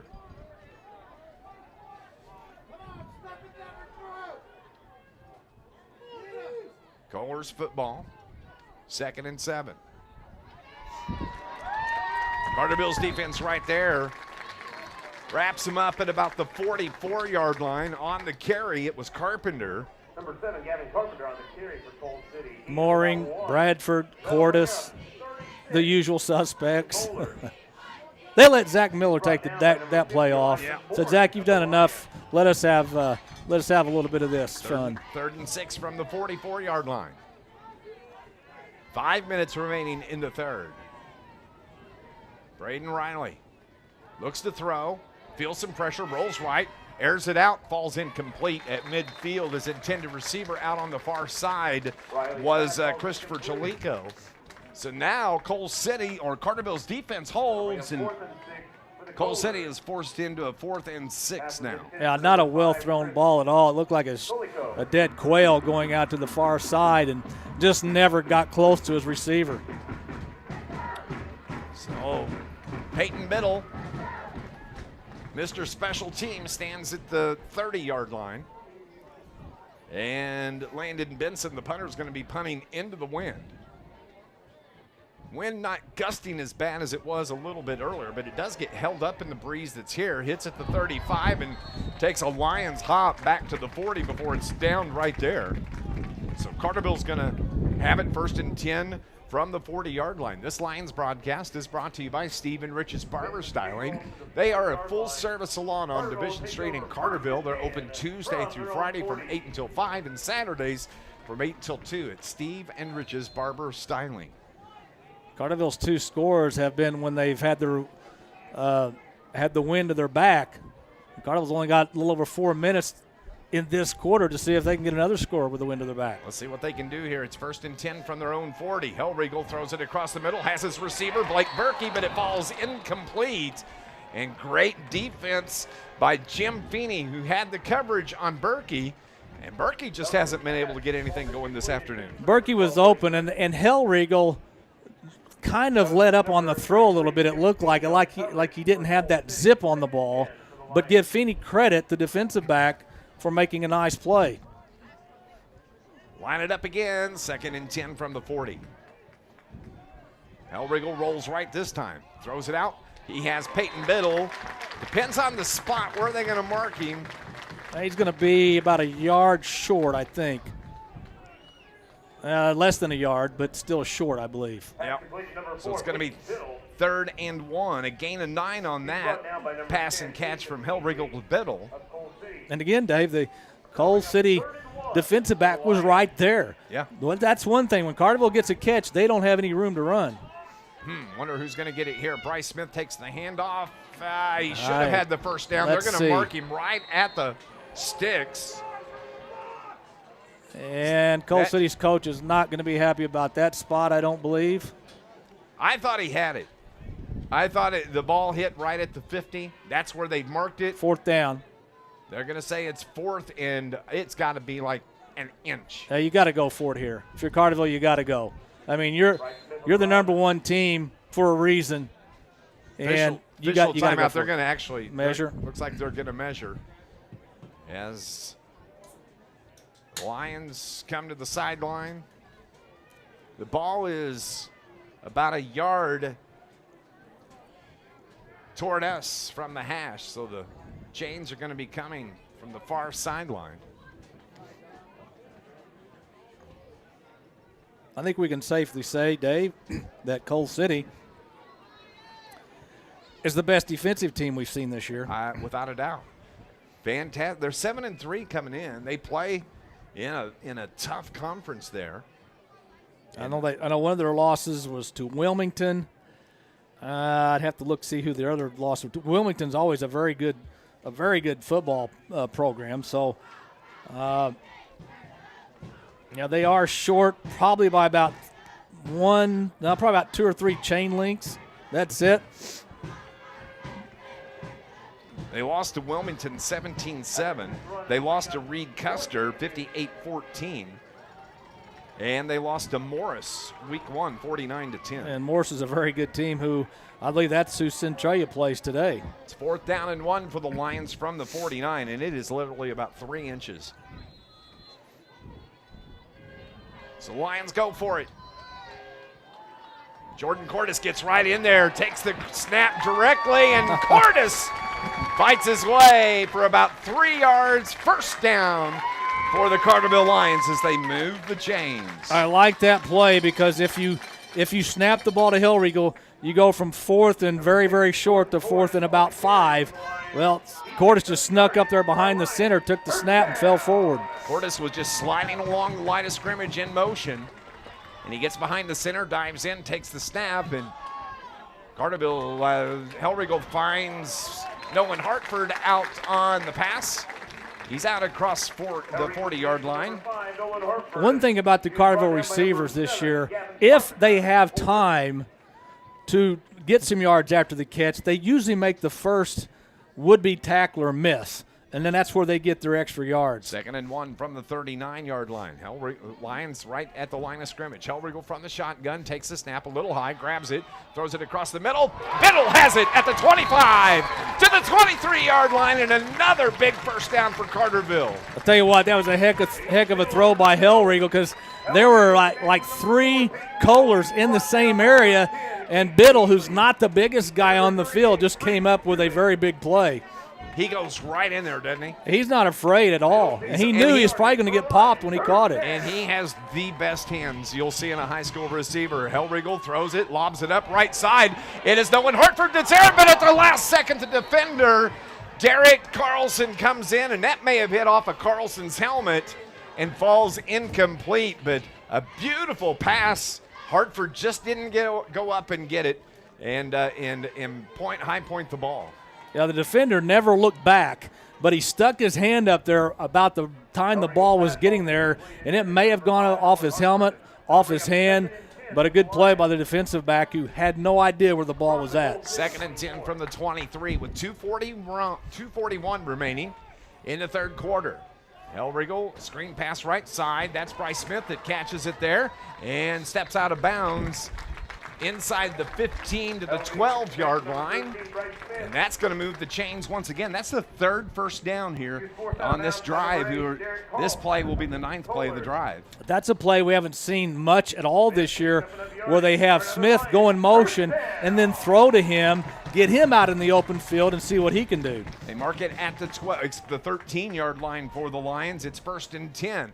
Hillregal looks to throw again. He has Peyton Biddle at the 5-yard line. Biddle is wrapped up and driven out of bounds at about the 3-yard line. Biddle just gets pounded, gets up, and goes back to the line of scrimmage. Said, let's do it again, fellas. 2nd and 2. Carterville could actually get another first down. They're going to mark it officially 2nd and 1. They mark it at the 2. And we have a whistle and a timeout. Officials timeout. Now they're going to say 1st and goal. 1st and goal. They do give him the first down. Outstanding. 1st and goal from the 2. Bryce Smith gets the touchdown for the Carterville Lions. A 2-yard carry with 2:19 showing on the clock. Now the Carterville offense finally has a nice long drive that ends in points. And Carterville, with an extra point, can go up 16-0. 2:19 remaining in the 3rd. Bryce Smith is rewarded with the touchdown. And it's 15-0 with pinning the extra point from Riley Green. Skelcher on the hold. When it is back, the snap, the hold, the kick is off the upright, and it is no good. He got under that one. He hit that one like a pitching wedge. Yeah, he got way underneath that one. 2:19 remaining. Carterville leads this game 15-0 here in the 3rd quarter. This is Lions football on News Radio WJPF. When you go mobile. The extra point conversion is no good. With 2 minutes and 19 seconds left to play in the 3rd quarter, Carterville leads 15, Coal City 0.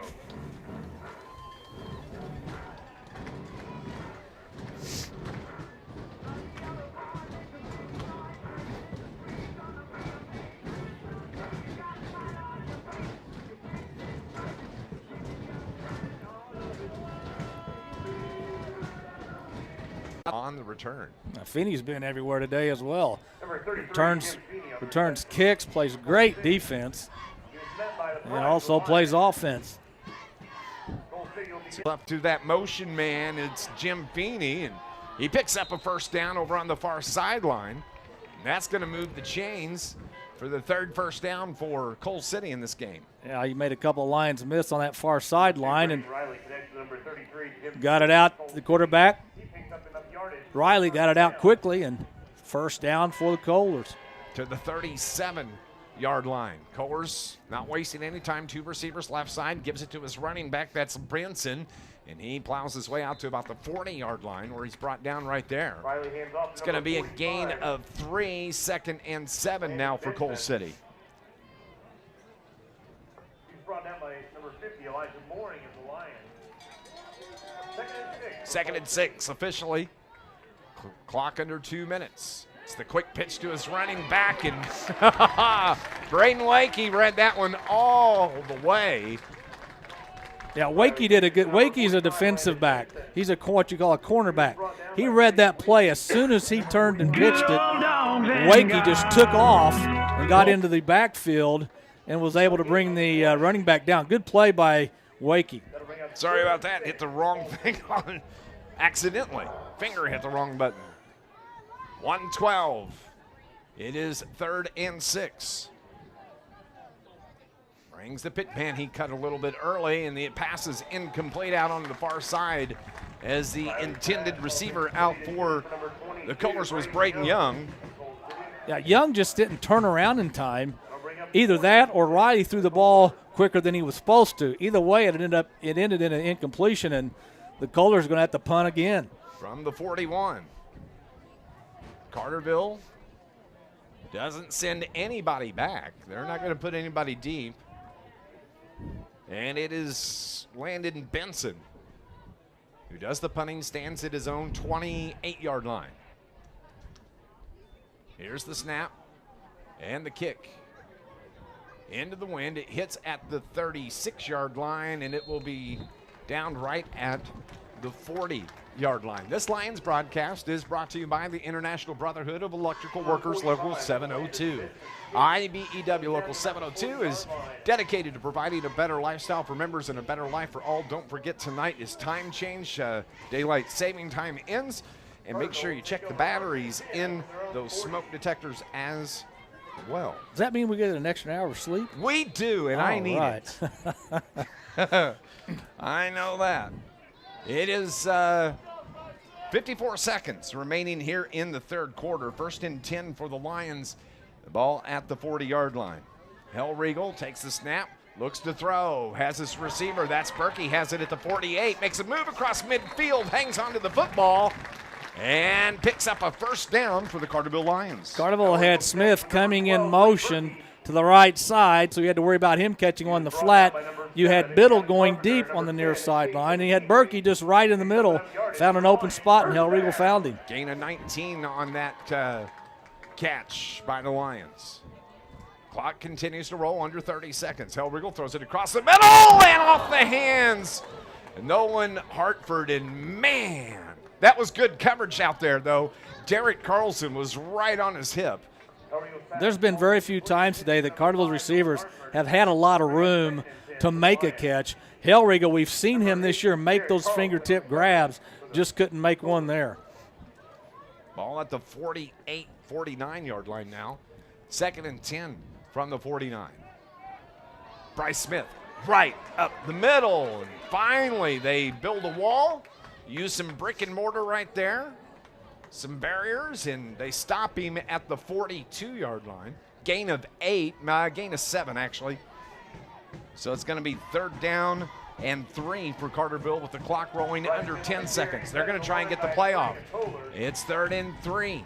Hellriegel trying to get the D to jump. They don't, and time expires at the end of the third quarter. 15-0 is the score. Carterville leads it.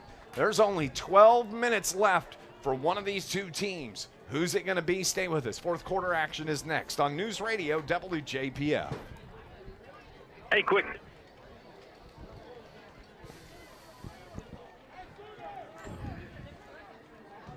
Ladies and gentlemen, we do have a winner for the 50-50. The take-home total is $661. That is the take-home total. You can meet at the 50-50 table by the concessions with your winning ticket. Ticket number 3079439. 3079439. Your take-home total is $661. Again, meet at the 50-50 table by the concession stand with your winning ticket. 3079439. Thank you.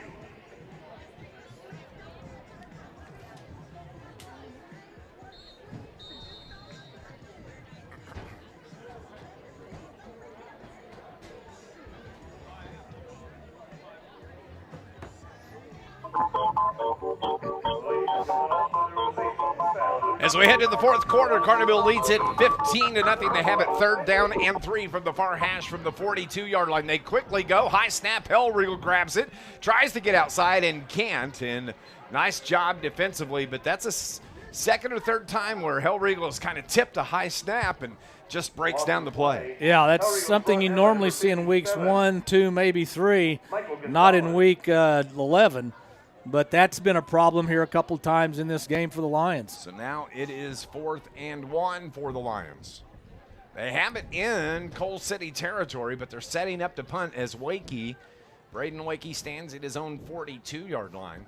Be kicking it into the wind. This didn't work so well the last time they were punting into the wind. Wakey takes a snap, gets this one away, kicks it toward the sideline. It holds up in the wind, and it hits out of bounds. Actually, it's not a bad punt there. Everything considered, no. It's going to just depend on where the official spots it.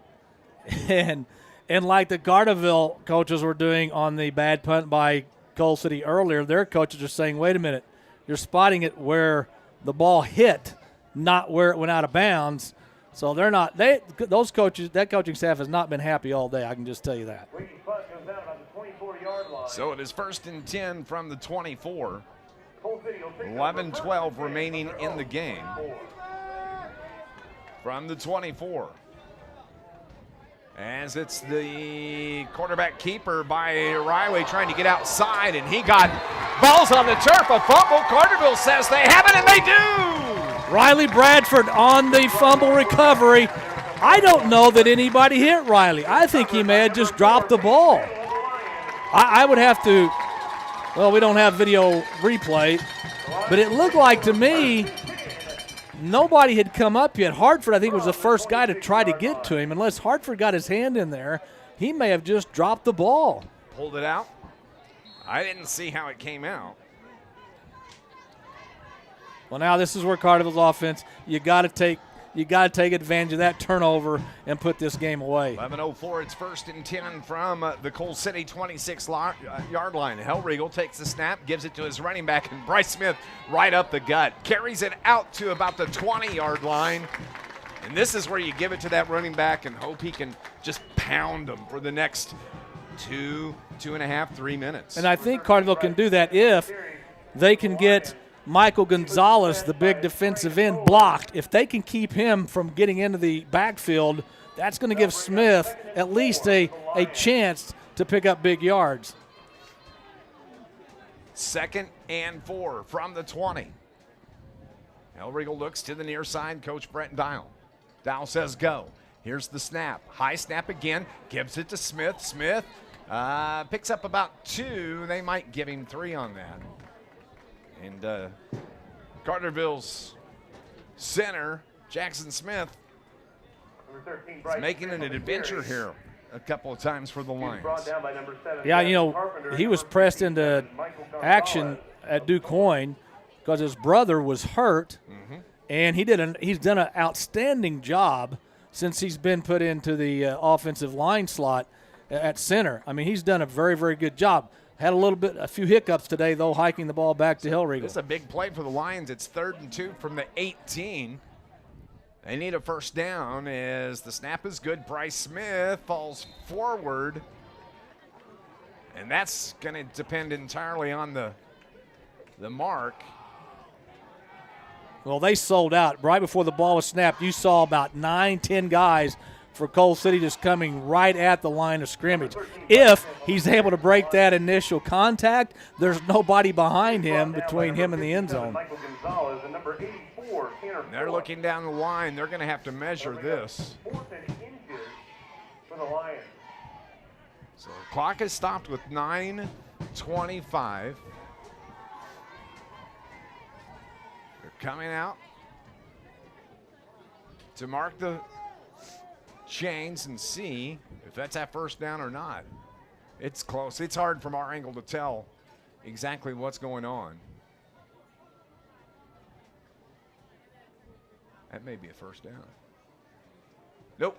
Half a yard short, about 6 inches. Yep. 6 inches short, so it's 4th down and 1. I bet they go for it.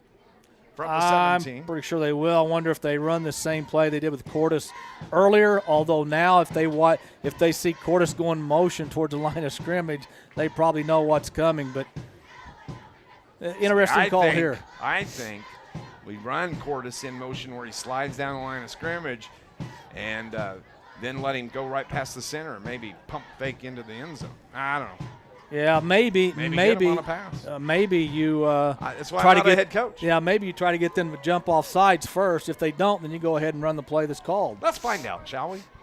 9:25, 4th down, and 6 inches for the Lions. How come we don't have a headset From down to the coaches? We could know. tell them. They would not listen to one single. They would turn off everything, unplug it, say, get those guys out of here. Clock rolls toward 9 minutes. It's 4th and 1 from the 17. Hellriegel comes up under center. He's going to keep it himself. But guess what? Why didn't we just say, run the quarterback sneak, it will be an automatic first down? I couldn't tell you the last time Hellriegel took a snap from center. I mean, it's been a long time. He's not done it 2 or 3 times this year. Yeah, it's been maybe when they take a knee to end the game. That would be it. Maybe. That would be it. Right at the 15, and quarterback sneak, he picks up 2 yards. Most importantly, it keeps the clock running. 8:44, 1st and 10 for the Lions from the 15. Bryce Smith popped right there. Coming in and making the hit was Braden Young, and he had some help there. That may have been Nolan Ness. He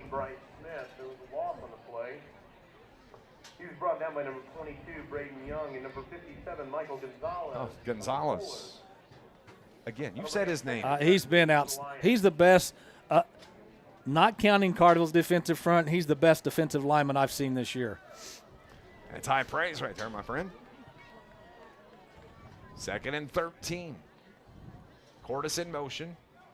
Settles behind the line of scrimmage. Smith gets behind Cordes and just chucks his way down to about the 13-yard line. That's a nice run. Bryce Smith on the carry for the Lions. It's going to be 3rd down, though, for Carterville. 3rd and about 7 officially from the 12. Well, the good thing is they got 2 plays to get a first down. Plus, as long as there isn't an incomplete pass, the clock's going to continue to run. Carterville taking their sweet time on the plays now. They're wanting to run this clock. It's at 7:23. Carterville leads it 15-0, threatening here in the 4th. High snap, Hellriegel gets it, throws it across the middle, incomplete. Peyton Biddle, the intended receiver, had the defender. That was Creed Skubik that had coverage on Biddle. He was draped all over Peyton's back. So it's going to bring up 4th and 7 now, once again for the Lions. Carterville's bringing in the field goal team. This is going to be interesting, kicking into the wind. Now, it's not blowing as hard right now as it was earlier, but it is still blowing, and it's blowing in the face of the Carterville Lions. So this is going to be about a 30-yard attempt. Well, yep, about a 29-yard attempt. Skelcher on the hold. The backup quarterback. The kick is... Yeah, somebody blew a horn for Coal City. And that's happened 3 or 4 times this afternoon. And the Coal City fans wave to the Carterville fans. That's cheap. I'll leave it at that. Yep, you can't do that. You can't have, it's actually an IHSA rule, you can't have air horns.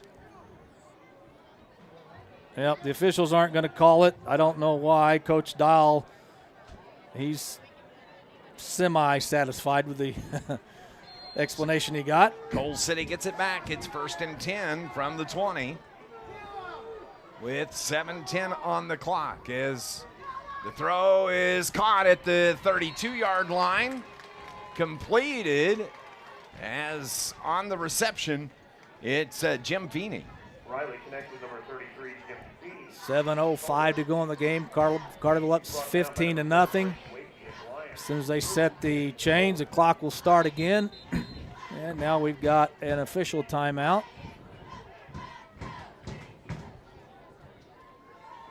They're going to make Braden Young come out of the game. Yeah, I don't know.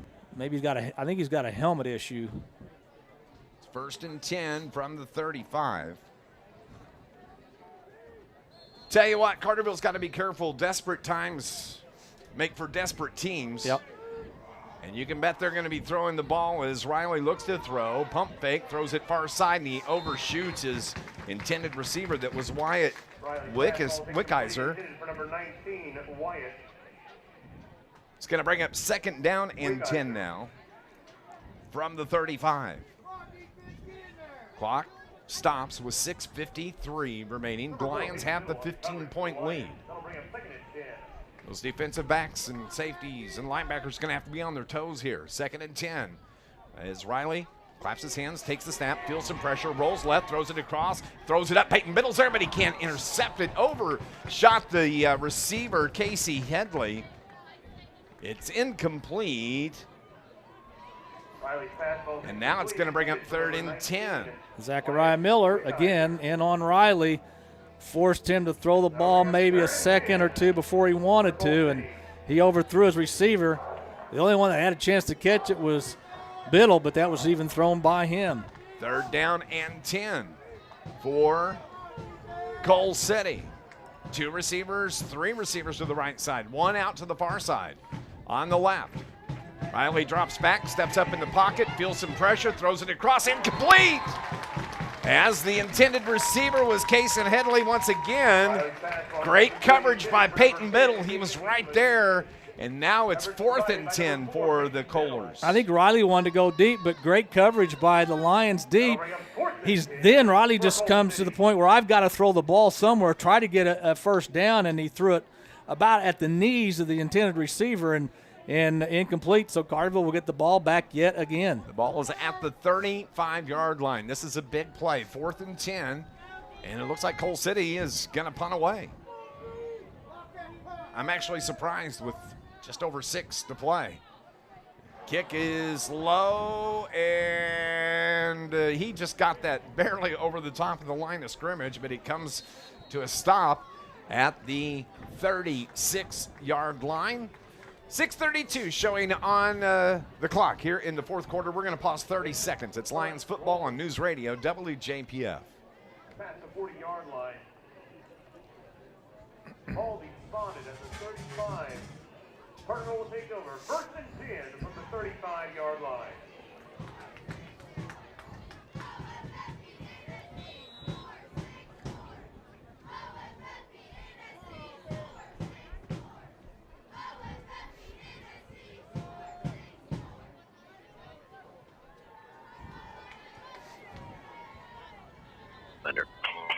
First and 10 for the Lions. It's the give to Bryce Smith off right behind his left guard and just plows his way.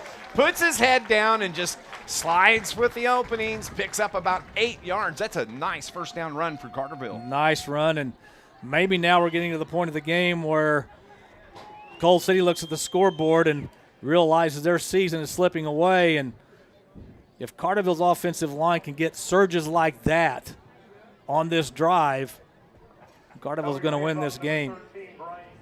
Carterville sends trip receivers to the left side. One spread to the far side. Hellriegel from the shotgun takes the snap, hands it to his running back Smith. 1st down more across midfield to the 45, to the 40, down the far sideline to the 30-yard line, and it's finally dragged out of bounds at the 20, about the 20-yard line. That's the big run the Lions need out of the running back. Carterville's offensive line, they've done the job the last 2 plays, and Smith, that's the Bryce Smith we know. And it looks like you look out at the Coal City defensive front, hands on the hip, couple of heads hanging down. That's what you call a will breaker right there. Exactly. Clock at 5:44. Now you need a touchdown here to make it a game breaker. Cap it off, exactly. Hellriegel takes the snap, fakes the handoff to Smith. He's going to keep it himself, cuts it outside, gain of 4, 5. Whoa, that's got to be a flag. Spun down over on the far sideline. Wow, he was out of bounds. No flag. Holy cow. It's going to be a gain of about 4. Second down and 6. And I had no problem with the slinging Hellriegel down by the jersey at all. He was out of bounds when it happened, though. Clock has stopped at 5:35. Second down and 6 from the 17 for Carterville. They lead it 15-0, threatening here late in the 4th. Trip receivers left side, gives the ball to Smith, right up the gut, falls forward about 2 yards short of the first down. It's going to bring up 3rd and about 2. I would like to see at the end of the game the number of tackles that Michael Gonzalez has had today for Coal City. All of them. I think you've said his name almost every time. He has been a beast. 3rd and 3 officially from the 14-yard line. Carterville's going to keep 2 receivers here, spread to the left. That's the near side. They're moving right to left. They send 2 receivers to the far side. That's the short side of the field. Bryce Smith in the backfield with the quarterback Hellriegel. Puts a man in motion. That's Skelcher. High snap, but he gives it to Bryce Smith. Smith fights his way forward. And again, that's going to be right at the stick. It's hard to tell, and the officials call timeout because they're going to need to eyeball this one. It's going to be really, really close. Let's see. They've got it spotted on the 11. They say yeah, it's got to be. I was going to say down. It's got to be first down. If the chain's on the 11, the ball's on the 11. Clock rolls, 4:40 remaining. And whether Carterville scores on this drive or not, as long as they don't turn it over, this ball game's just about over. I need a touchdown. Oh yeah, I need one too. All right, 3 receivers left side. Hellriegel taking his time. That was a big first down. Takes the snap. Bryce Smith takes the handoff and falls forward for a couple. Most importantly, just keeps the clock moving. Yeah, this is, we really didn't know a lot about this Coal City team other than their football tradition, only missing the playoffs 3 times since 1987. But, this has been a real struggle for both teams today. More so for Coal City offensively, but Carterville's offense, which, averaging 29 a game? Scores, Carterville's offense scores at will most games. They've really struggled, but it's not necessarily what they haven't done. It's what Coal City's done. 2nd and goal for the Lions. Bryce Smith off right tackle, cuts to the outside, and another touchdown for the running back for the Carterville Lions. It's going to be a 9-yard touchdown run for Bryce Smith. And that, my friends, is the dagger. Carterville's defense is the reason why they're going to win this ball game. This defense has been outstanding, and Carterville offense finally has a very, very good possession that ends in a touchdown, and Bryce Smith is probably going to sleep very well tonight. 21-0 as Riley Crane sets up for the extra point. The snap. The kick is good. 22-0. Carterville looking to advance to the quarterfinal round of the IHSA playoffs. They lead it 22-0 here on News Radio WJPF. Don't let the name fool you.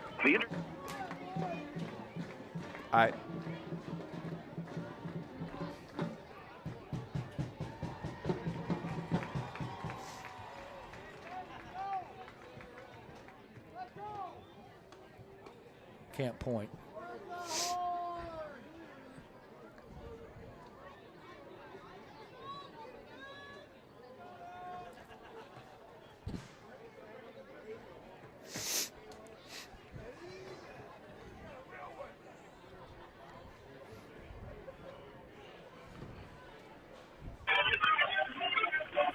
22-0 with 3:29 remaining in this contest. Carterville scores on the 9-yard touchdown run from the running back Bryce Smith. And Carterville, with just 3 minutes away, they need to shut things down right here as the kickoff is picked up at the 20-yard line, carried out across the 25 to the 26-yard line, and that ball comes out, but they're going to say he was down, and that's where the Kohlers will have it here with just over 3 minutes remaining. Well, they'll be throwing for sure now. They're down by 3 scores with only 3:24 left. As the sun comes out again. They put the ball down at the 28-yard line. I don't know if that's like a sign that the sun popped out like, whoa. But you can bet that the defensive backs for Lions are going to be on their toes here.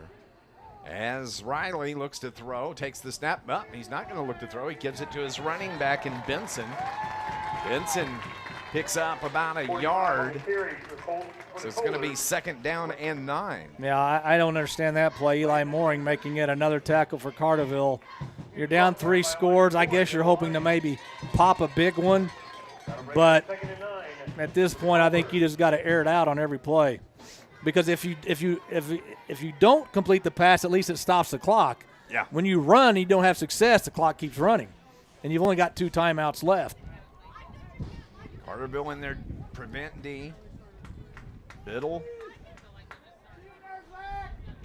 And Berkey, the free safeties, and they're going to run it right up. Maybe they're just running clock here.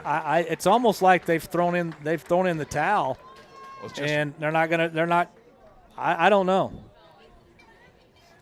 3rd and 1. Number 45, I don't want to say that. I don't know that any coach would do that, but yeah, it doesn't make any sense. It doesn't make any sense. Ball is at the near hash. Clock is rolling toward 2 minutes remaining in the game. It's 3rd down and 1 from the 31. And they're taking their time. Yeah. Riley, offensive man. That's the tackle. guy they just brought in. The tackle jumps, and that is Tyler Porth that jumped early. They just brought him in, and he's the one that jumps, so now it's going to be 3rd and about 13. Oh, yep. 3rd and 12, sorry. Or how about 3rd and 13? How about 3rd and long? We'll do that. Okay. Minute 50 remaining. Braden Riley, hands on his hip. Takes his time. Waits for the clock, the play clock from the official to be signaled. Gives it to his running back in Benson. Wow. And he's stacked up right at the line of scrimmage. 4th down now with 1:25 remaining. Mooring, Johnson, Miller in on the tackle. Riley Bradford's got an injured shoulder. Let's hope that's not anything serious, but he's got to come out. So big Charlie Howerton goes in. Big C. That'll bring up 4th and 10 for the Kohlers. 4th and 10.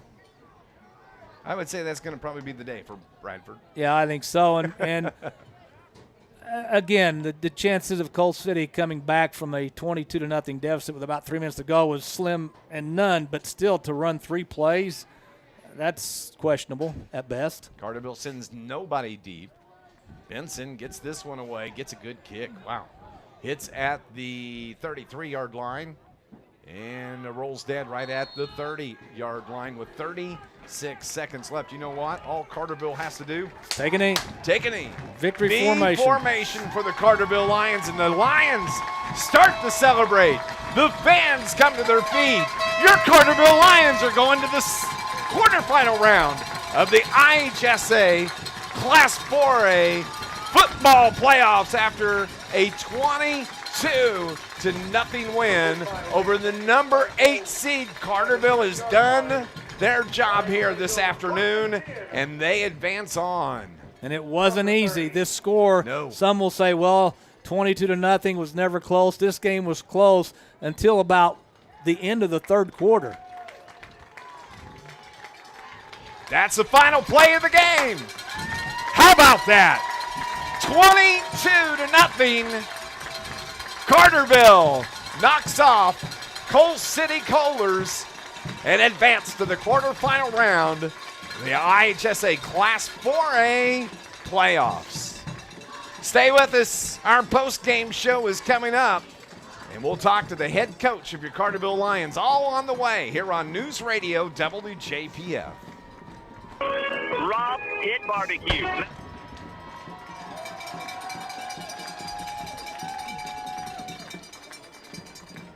Okay. Okay, that's fine. At the end of regulation, Carterville wins the game with a score of 22, Coal City 0. We'd like to thank everybody for coming out today.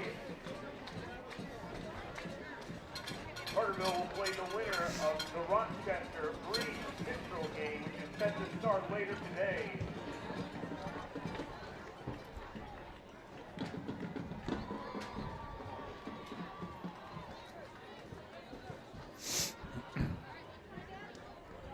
We would once again like to thank everyone for coming out for both teams.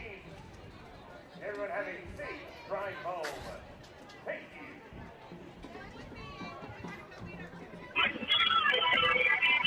22-0, the final score as the Carterville Lions run down to the Hill Gang to celebrate the victory here this afternoon. And the Lions advance on as the number 1 seed in Class 4A, knocking off the number 8 seed here this afternoon. And the Lions win it 22-0. The Hill Gang fire off the cannon. Quite a moment here, Scott Hudson. Advanced to the quarterfinals. Remember last year at this time we were, probably on our way home from Freeburg after a tough loss to the Freeburg Midgets. But this year, a little different. They advanced to the quarterfinals. Still unknown who the opponent will be. We think it'll be Rochester, but that game I think has already started. Will start at 4. But what a game by Carterville's defense. This team won with their defense today. Carterville's offense was really struggled, and give all the credit in the world to Coal City. Their defense was outstanding all game long, and finally on the last Carterville drive, they broke their will. They got in the end zone with a Smith touchdown, and that was the game. But Carterville's defense won this game for the Lions, but give credit, like I said, to Coal City. They played an outstanding defensive game. 22-0, the final score. And Coal City talking with their head coach, Dan Hutchings, and their assistant coaches at their 30-yard line. Carterville right here to our left. And you mentioned, I don't know how we can talk enough about this defense of the Carterville Lions. We just can't talk about it. We are fortunate in that we have seen this team play all year. Their offense is fun to watch, and their defense is fun to watch.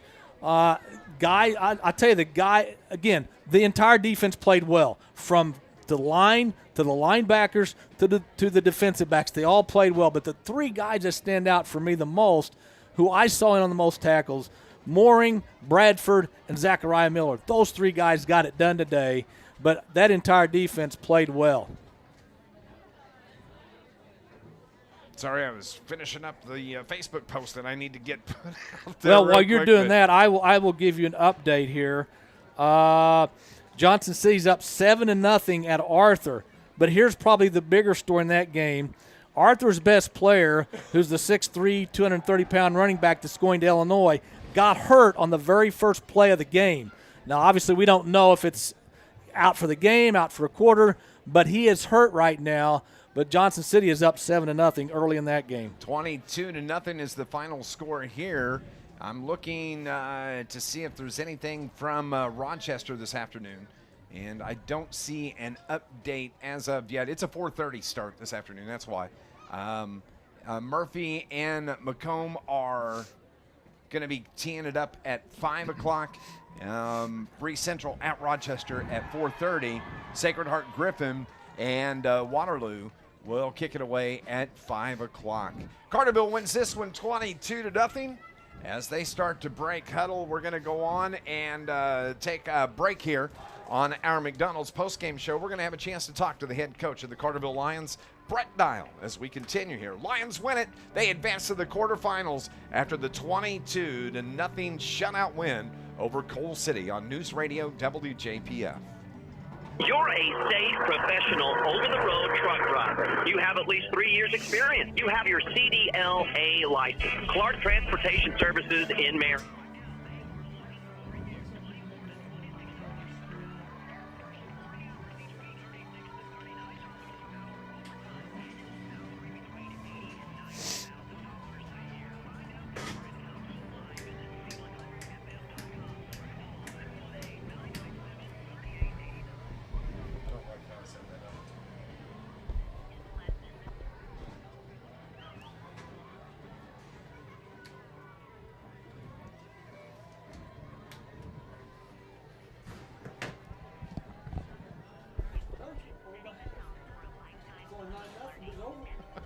True. You're right. Financial advice for anybody that wants it.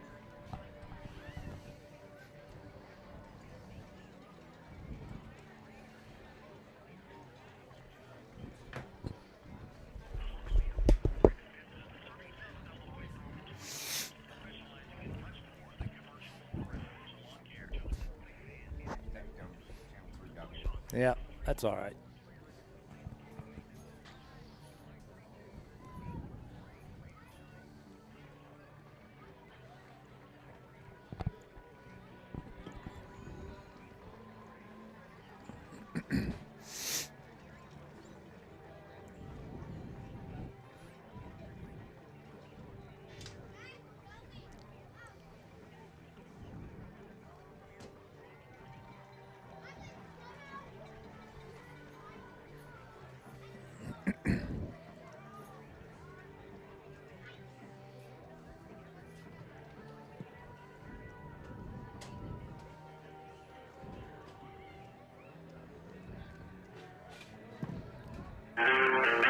The Carterville Lions advance to the quarterfinal round of Class 4A playoffs after the 22-0 win over the number 8 seed Coal City Kohlers. As we are waiting Coach Brett Dial to join us. He got stopped by one of the TV stations on his way up here, so That's we'll all right. kill some time. But man, I tell you what, this Lions team, this game was just a battle right there at the line of scrimmage. You got to give both teams credit. Yeah, it was a very physical game, and that's what you expect when you get the playoffs.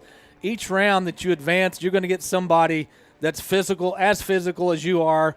I think the difference in this game, although Carterville's offense struggled at times, I think Carterville's team speed was the difference in this game, like it was last week. You know, you look at this Coal City team; they come into this game averaging 30 points a game. They got shut out. Carterville's defense shut this team out. And, but that's the thing about this Carterville team. One side can pick the other one up when one is struggling. And very rarely is either struggling, but today the offense just couldn't get going, not because of what they weren't doing. It's because of what Coal City was doing. Defense came out and played their butts off. That's what good teams do, though. Yes. Because it's not always going to work on both sides of the ball for you every single game, but you got to know and you got to have trust and you have to have faith that on days when you can't move the ball as easily as you might have, the defense has got your back, and they had a strong back all day long. They just – I don't know what the final yardage was for Coal City, but it could not have been a lot. They just couldn't get anything going on the ground. The passing game for Coal City was not that good overall. And they had maybe 2-3 first downs the entire game. Didn't get their first down of the game until about 2.5 minutes, 3 minutes to go in the third quarter. So that tells you how well this Carterville defense played. 22-0 is the final score, and Carterville is going to be playing next Saturday as Breeze Central. They'll be playing the winner of Breeze Central and the Rochester Rockets. That'll be kicking off a little bit later this afternoon as the Lions advance on. That's how this works. You advance, you win, you advance, you lose, and you have a bus ride home somewhere. It's not best of 3, best of 5. It's best that day. in the last 2 weeks, Carterville has been the better team, and that's why they're moving on. As some of the players are out on the field still as we await head coach Brett Dial to join us. And here he comes. He's going to be a happy man, Scott Hudson, I would almost bet. Happy and probably exhausted. Yeah, probably exhausted as he makes his way into the press box here at Carterville High School. The Lions win it 22-0 as it's our John A. Logan College interview with the head coach of the Carterville Lions. Got him a sip of water, sets down, takes a deep breath, looks out across the field, and I got to tell you what, buddy, we're talking about there's not going to be every game where your offense and your defense are able to do what we've seen all season, hang 30, 35 points on the board, but when the offense couldn't really get things going big time, that defense got going big time. Well, it's like we talk about all year offensively, you have to be diverse. You have to be able to run the ball. You have to be able to throw the ball.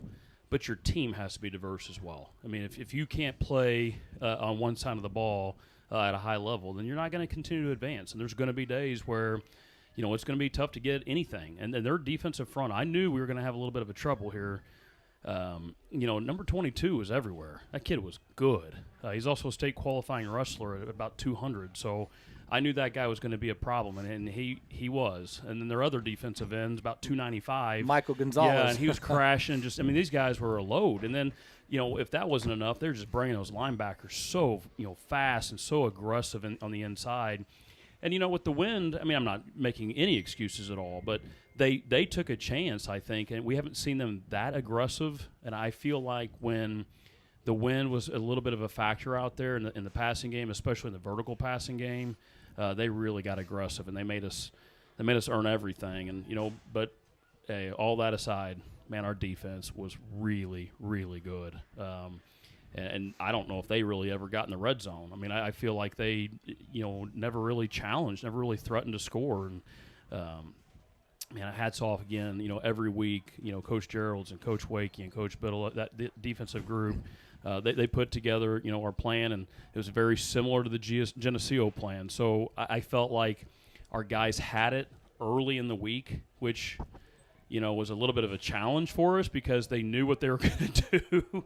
And I don't know if our practices were really all that sharp because they were just kind of going through the motions, reviewing. And, there was times I was worried, but they knew what they were doing, and they got it done. Coach, your defense, obviously an outstanding game from your line all the way back to your defensive backs. But three guys that I called their names a lot today, Eli Mooring, Riley Bradford, and Zachariah Miller. Zachariah Miller, I call him the mini Aaron Donald because he's built like Aaron Donald, kind of short, stout, but very quick. Those guys wreaked havoc all day long. And they've done it all year. But, yeah, I would agree with you. Those guys I just kept seeing come up. And, I really noticed Zach today. Zach was everywhere. Zach was locked in from the get-go. This morning he was locked in. He was locked in before the game, and boy, did he deliver. And, that whole defensive unit did. That group just communicates so well. They're so confident in what they're doing, and they fill and they tackle well. We don't miss a lot of tackles. When we get people wrapped up, we bring them down typically. And man, you always have a chance. I think I've said this 100 times. If you're going to win, especially in 4A, you got to be able to run the football, which we didn't very well today, but we were able to throw it a little bit just to move it. But you got to be able to stop the run, and we've done that the last 2 weeks. And when you can do that, we've done it all year. But when you stop the run in the playoffs, you have a shot to win. This defensive I keep coming back to the defense here. This group of seniors, this is what their 28th varsity game. They're so smart, and you've said it to me in the past. It's like having coaches out on the field. They can read what an offense is doing, the shifts, and they don't get excited about it. They just make the call, make the adjustment, and go to work. What people don't see are the conversations that we have with these guys on the sideline and the information that they're able to relay. I've been doing this for a long time, and I've never been around a team that can communicate on the sideline as well as this one. Like, this is what we're seeing. I've got this. This we're going to have trouble running this. They are so schooled on the game. They understand what we're doing. You know, we're not just doing things to do it. They understand what we're doing, and they understand the why behind it and who we're looking at and what we're trying to pick on. And it's just a very intelligent group and just very football savvy. And, man, you can't take that. I don't take that for granted. I know what these guys are bringing to the table every day, and we're really blessed to be around these guys. Your offense at times today moved the ball, but then bogged down. But as I told Dave on the air, it's not what Carterville's not doing. It's what Coal City's doing with their defense. This is a very good team, so to shut them out is one thing. But you got to give Coal City's defense credit because they were selling out a lot of times and bringing backers. Yeah, they were just bringing more than we could block on a lot of occasions. It wasn't an effort issue from our guys at all. I mean, it was just, it's just a little bit of bringing a little bit more than I think that we could account for. And, the wind didn't really impact our short level game, but anything we tried to throw vertical, whether it was into the wind or with the wind behind our back, the ball was catching up in the wind and it was floating a little bit and hanging a little bit behind the wind. And I thought we had guys beat, but they were able to knock some things down, kind of last minute. It was just hanging on us a little bit. But that short stuff, whenever we needed to put it in there, Andrew made some big throws, and our guys came down with some big catches. Carterville wins it 22-0. Congratulations, Coach Brett Dial. Since you win, you get to play the winner of Breese Central and Rochester Rockets. Let's roll. Let's go. Let's go. I mean, bring it on. I mean, here's the reality of it. I mean, we know that Breese Central, at 4:30, I don't even know what time it is. We got to be getting close to that. Breese Central's going up, and they're playing at Rochester at 4:30. I mean, they're a major underdog. It would be the upset of the century if they didn't win that game. So, I'm just going to assume that Rochester's probably going to win that game. That means they're coming here next Saturday. Yep. And I'm just going to tell you right now, if I got to go on the field to beat Rochester, this is the group I'm going to take. These guys can do it. They know it. They've been wanting this game. And, sometimes you got to be careful what you wish for because it's coming. And we're going to be ready, and we're going to give it everything we got this week. And, hey, we've come this far. Let's keep it rolling. To be the best, you got to beat the best. Absolutely. I mean, here's the deal. We kind of dominated our Southern Illinois schedule. We beat a team out of the Quincy area. We beat a team out of the Kankakee area. But the reality of it is, if you want to go to the 4A state finals, 4A runs through Springfield. You're going to have to beat Rochester, and you're going to have to beat SHG. I've not talked about them at all this year. It's time. We're going to Springfield now. Coach Brett Dial, a winner here this afternoon. The Carterville Lions knock off Coal City Colors 22-0 to advance to the quarterfinal round of the Class 4A playoffs. And let's get it on. Let's play right now. Yeah, a couple of updates real quick. Johnson City now leads Arthur 14-0. We talked about their big running back, the 6'3", 230-pound running back. He was carted off on a side-by-side, so I'm guessing his day's over. Wow. 8-0, Macomb leads Murfreesboro in the first quarter up at Murfreesboro. 22-0, the final score here at Carterville. And as we've done the last couple of weeks, we probably won't know the exact game time probably until Monday is when it'll be announced. It'll be a Saturday game, I can assure you that. And weather is going to be much different next Saturday.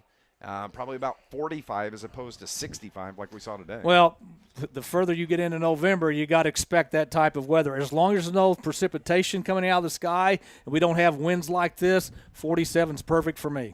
22-0, the final score. The Carterville Lions advance to the quarterfinal round of the playoffs. For our producer, engineer back at the studio, Brian Arpao. For my broadcast partner, Scott Hudson, the best in the business, I'm Dave McKenzie. We'll talk to you next Saturday for more Carterville Lions football right here on your home for Lions sports. News Radio WJPF. Have a great week, everybody, and God bless. All right, boys. This Carterville Lions broadcast. Did Coach just guarantee a win? I don't know. I wouldn't go that far, but he's ready for it. Hey, everybody online, thanks for watching. We appreciate it, and we'll see you next week. Bank of Aaron. Thanks, Brian. All right, take care.